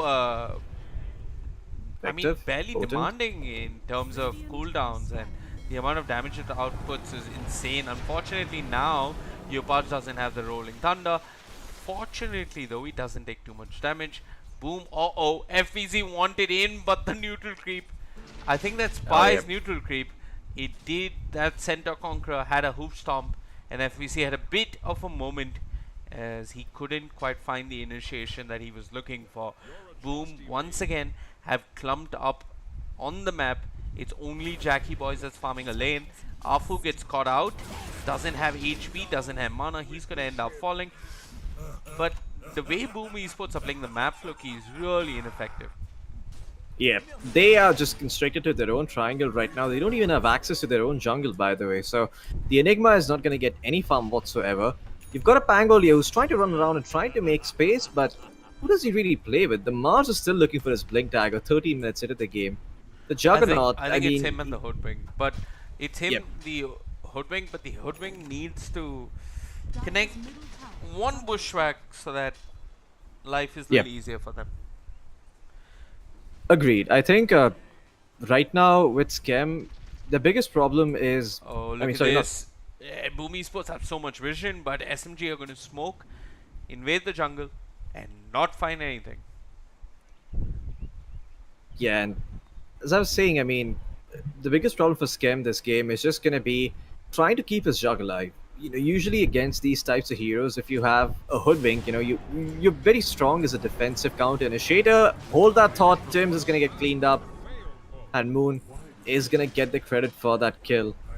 And well, now they're going to try and look for some more, knowing that the black hole is not there for 18 seconds. There is Raging Potato with the ult. He's got the Blink Dagger as well on the Night Stalker. They will be able to find the Pango. Or will they? Well, the MK ult comes through. The Margarina is going to be there to counter. And now the Rolling Thunder coming through in this very, very awkward place. Yopaj is keeping them in check. The Omni Slash bouncing around, doesn't really find anyone. And at the end of the day, a lot of ultimates get blown up. But who comes out on top? No one just yet, because look at that. Void Split has been skewered to the tree, but Boundless Strike from mid-1 will enable him to find both the Juggernaut as well as the Pangolier. And with that, Team SMG will take their exit, tip their hats, say thank you very much. We'll see you around next time. Moon, to get that Astral Step very, very soon. Was wondering if Scam overcommits to this one, but Scam backs up peacefully, and just like that, Team SMG, they can be okay for now. Oh, never mind. Looks like they are going to try to make a play for Moon, but there's really no follow-up in terms of damage. I mean, there's no Midnight Pulse available on the Enigma. Pango and Jug are both dead, so Team SMG, great fights for them. They're certainly starting to pose a bit of a problem here for Boom, asking them some very, very tough questions. Tim's in the meantime... Oh, where did that Aether Remnant go? It went towards the medium camp instead. Mid-1 also being caught out. Now, Boom, they might just be able to turn this around if Mid-1 ends up eating the sharpshooter. No, he does not manage to juke it out. But then again, look at that. Yopaj just going to be able to clean him up while he was running away. SMG trying their best to find something of value out of this engagement, but unfortunately for them, all they'll really get is going to be the Mars. And in turn, they're even going to lose Afu. So, an even exchange in terms of numbers, but Team SMG lose their carry and Boom lose their offlaner. So, yeah, Team SMG, they're going to be smiling about that one. In fact, the Pangolier might find something more here if Moon isn't a bit careful. Moon has got the Astral Step ready. My oh my, Moon. Playing it so close to the chest. Moon's gonna go back in. He's still got an Arcane Rune, and Pai's there with that creep. I don't know what it's called. Teams doesn't know what it's called, but when it hits that Acorn shot, it does hurt, and Moon is unstoppable. I mean, sure, they lost mid-1. It was mid-1's first death in the game, but Dire are scared. this time, as opposed to the previous game, he's got his Battle Fury complete earlier, and he can just get a lot more active across the map. And again, yes, and again, Scam I made. mean, Raging Potato this- gets caught in a place. Will the this- boat buff come on a Raging Potato? It won't. Afu trying his best to keep his Night Stalker alive. Unfortunately, his best is not enough. Does Yopaj want to turn? They see the Kunkka. Could spear him back the tree. Not there. Disarmed, slowed. The Kunkka is in trouble by the Bushwhack. The Bushwhack is the MVP. Scam's missed it a total of 4 times this game, but when it hits, it hurts. And now Moon, without a Dissimulate, without an Astral Step, without a friend by his side, is next on the menu. The Dissimulate does come off cooldown, and he's barely going to make it away, but FEZ won't let him. There's FEZ with the spear. Wicked 6 streak taken away, and Pai can only watch as his Void Spirit dies. Boom are fighting back, Floki. Oh yeah, Boom are punching back. I mean, they're trying to find their way back into this game, and courtesy of them, the Jug actually has managed to find a couple of items now. You know, he's finished up the Maelstrom, the Yasha's coming on the courier, and soon enough, Jackie Boys is gonna have that shot too, so he's gonna be quite effective in fights. I wonder if he's gonna look to complete the Mantis style first. I don't really see the value in doing so at the moment. So maybe he just goes shot, or maybe even decides to go S and Y for a completely different route. But yeah, whatever Jackie Boy decides to go next, he's gonna start showing up to fights and posing a bit more of a problem than he has been previously in these fights. Tim's, he's also looking to close in towards that ladder FEC base. is found So one. It's Pilot Eye. Mid one has the Wukongs. But look at Boom. Discipline and Uh-oh. patience personified. Oh, no! But there's Raging Potato. He doesn't give a damn. He's going to initiate. The Bushwhack will control him. But there's Afu with the CC, with the boat, with the taunt. He's caught who they wanted. He's got the Pangolier. One element of Boom's team fight taken away. But SMG will not pursue. They will disengage and they can just keep pushing down bottom. oh yeah, I mean, again, Team SMG, they could have pushed for more there if they wanted to, but So, it, Floki, the yeah. Battle Fury cleave does hit on Boundless, right? I think so. Yes. It used to. Yeah, I think it still does. Okay. Mid one. Could be wrong though. Well, he doesn't need the cleave this time around. It's a simple Enigma. Oh, a no. Midnight Pulse. Dims. Dims wants the two-man. He can sense it. He can smell it. He might just be able to get it off. But he's holding on to the black hole. He won't commit because there's no one in the area. Elsewhere, Boom gets picked off. It's FVC with the arena. They've still got the black hole once the Enigma respawns. But SMG, do they really want to fight? Raging Potato doesn't have too much mana and doesn't have friends in the area as Afu is sitting mid. Oh yeah. Mid, Yopaj, Yopaj. he doesn't have the shot, but he's got the Rolling Thunder itself, and he's got the Diffusal Blade, a small hop with the Tumbler Toy, and he's got Afu. Bushwhack will catch mid one. The spear whiffs, but mid one, he's just going to turn on his Scam. I think Scam is done for. Nothing that Scam can do. Elsewhere, a boat committed onto Yopaj. Raging Potato doesn't have the silence, hence Yopaj gets away. But it's not enough. X marks the spot is such an issue for the Pangolier. He badly needs that shard, and he's queued it up. Oh yeah. I mean, this game is a constant back and forth between SMG as well as Boom. Boom, the only thing I haven't noticed from them is a good black hole yet. So maybe, you know, once Tim starts to, you know, getting those off in team fights, it's going to look a little bit better. Invis, is that a sentry? It is. Yes, indeed. it is. Maleficent Spear. And no one near. Oh no, the black hole got black committed. hole whiffed. We all saw that.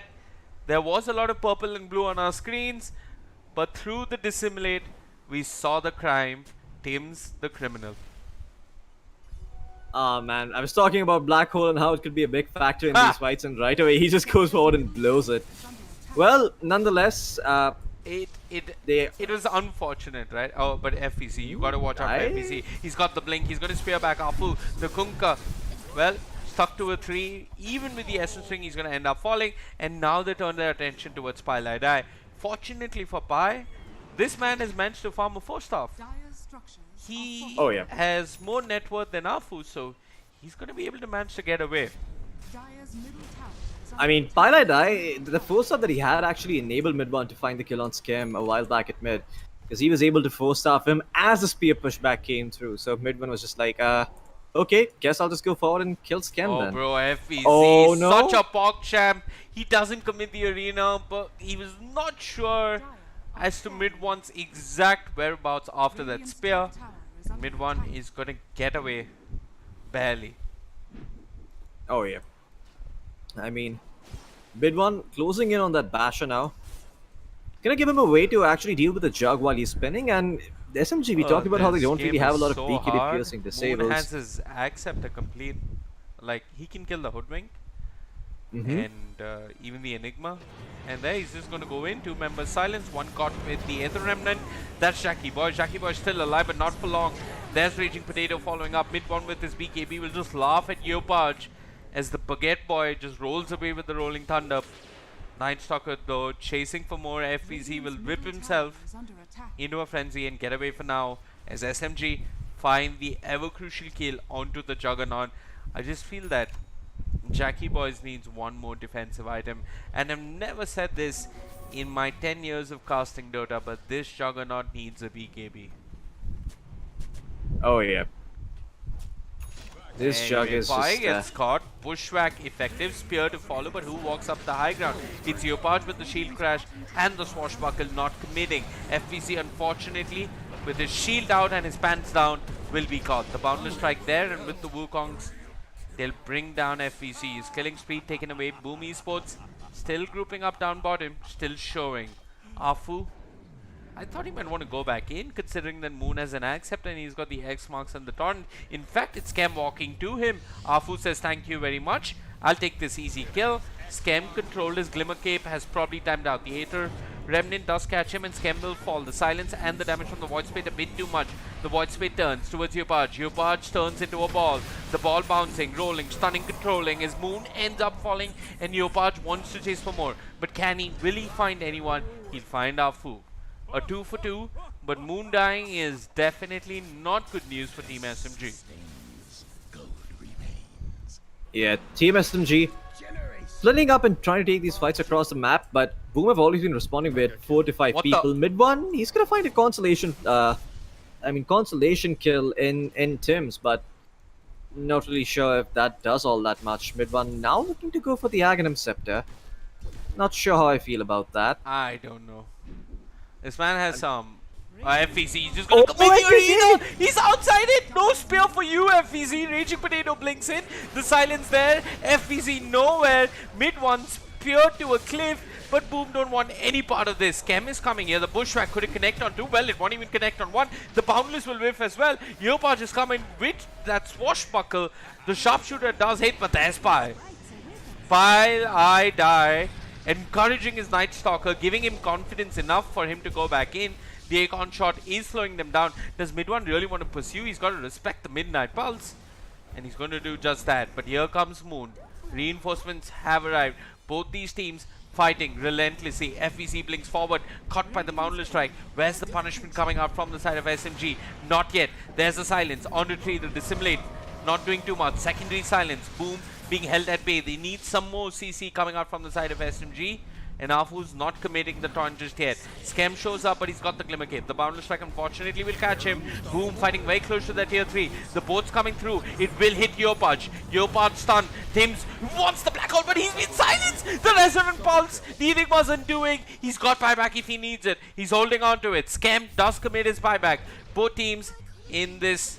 Well, I look at you, you look at me, we dance, and let's see where this goes, buddy. Mid one, ready to dance some more as he turns towards FVC. He's got his BKB, but the Mars has been forced to run. Wukong's committed, the spear will not push Mid one out of it. Leopard on the periphery of that Wukong's trying his best, but he's been pulled back with the X marks the spot. Silence, taunted by the Aether Remnant. The Pangolin is going to die. Mid one on a monster kill streak as Boom, well, they managed to heal up, but they have no business fighting SMG. And look at Jackie Boys. He says, fuck this shit, I'm out of here, as he DP's top.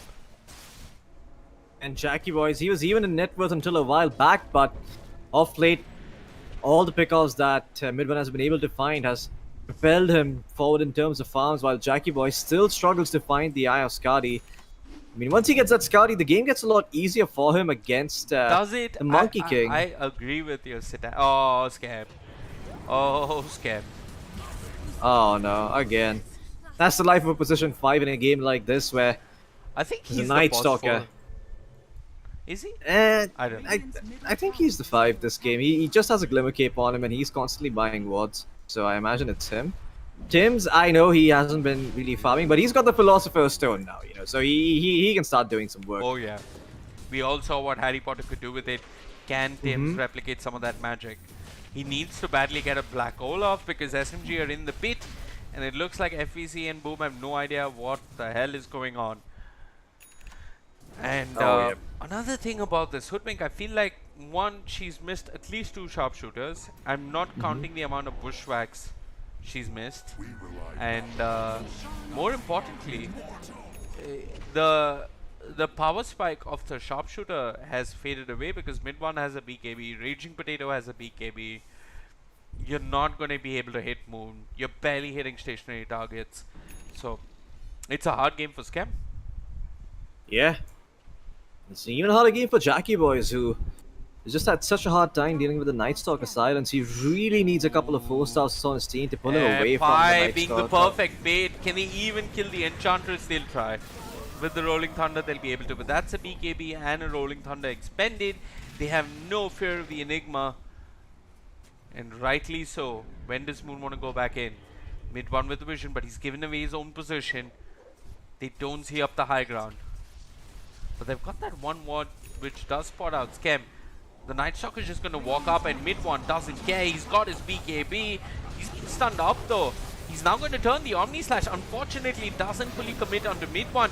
Tim's dead. The BKB not in play. Raging Potato will fall. FVC dropping low, and Moon's got to be a bit concerned. Bushwhacked. 2 or 3. He's going to be okay for now. And there's Oh, a sharpshooter. When you need it the most, Scam does connect. He's always delivered. Yopach going forward. Boom with... I mean, they didn't use Black Hole and they won a fight, so they are thanking their stars and they're very, very happy with that particular sequence of events. They might even get Afu, but mid one with the Jingu. He's waiting. Who does he go on? He sees Tims. Goes on Tims. Tims dead. Pretty much dead. Dead indeed. It's mid one's, well, the discount Monkey. mid one. The Acceptor soldier Wannabe. that does the damage. And also one more thing about this Acceptor pickup which I wanted to point out is that it kind of helps the Monkey King siege. Yeah, it actually does help him siege quite a bit. I mean, yeah, now that you mention it, it is pretty decent for sieging. Although I don't imagine that's a draft idea for the side of Team SMG when they have a Void Spirit on their team as well as Night Stalker. I have So- no idea what. I mean, I've Yeah, I've seen Monkey King. I've seen Topson go Radiance into Axe, and sure, like in the major, we saw a lot of Monkey Kings go the Acceptor, but this particular. Okay, mid one with the bash and the boundless, he's caught out FPZ. One more bash would be beautiful. Both cores on either side commit their BKB, but FPZ quick to blink. Unfortunately, Yopaj caught with the X marks the spot. The boat committed, but Yopaj, he's got his BKB. Arena as well will now connect onto mid one because the BKB is one off. The Monkey King a This little is bit big. vulnerable. yeah, and with no Monkey King Wukong's command, but the sort of situation that SMG are now forced into is that they're gonna have the Aegis, but they're not really gonna have the spells needed to take a fight on their timing. So, boom, they're gonna be under a lot less pressure. That was a very close boundless strike. Unfortunately, the tail end of that did not connect onto Scam. Otherwise, Scam, he could have fallen again.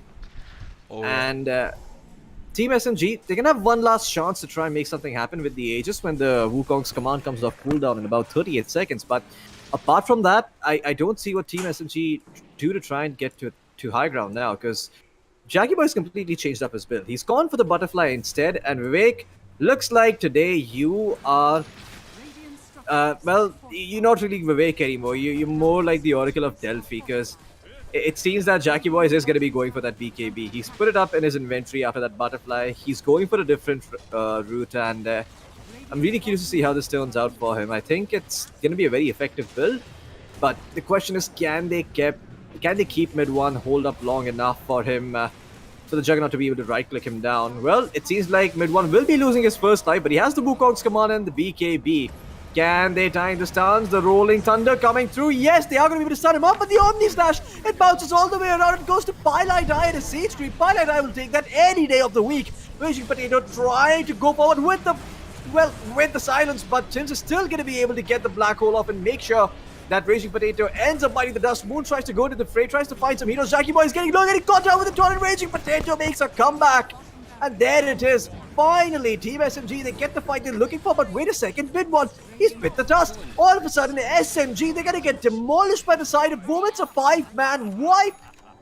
And even though they lose their carry in the process, Jackie Boys goes down. The Pangolier was there to get all of that XP, and he's flying out a Blink Dagger for himself, so he can do that again in the next fight. as Team Boom Esports, well, not Team Boom Esports, rather Boom Esports, turn the fight around.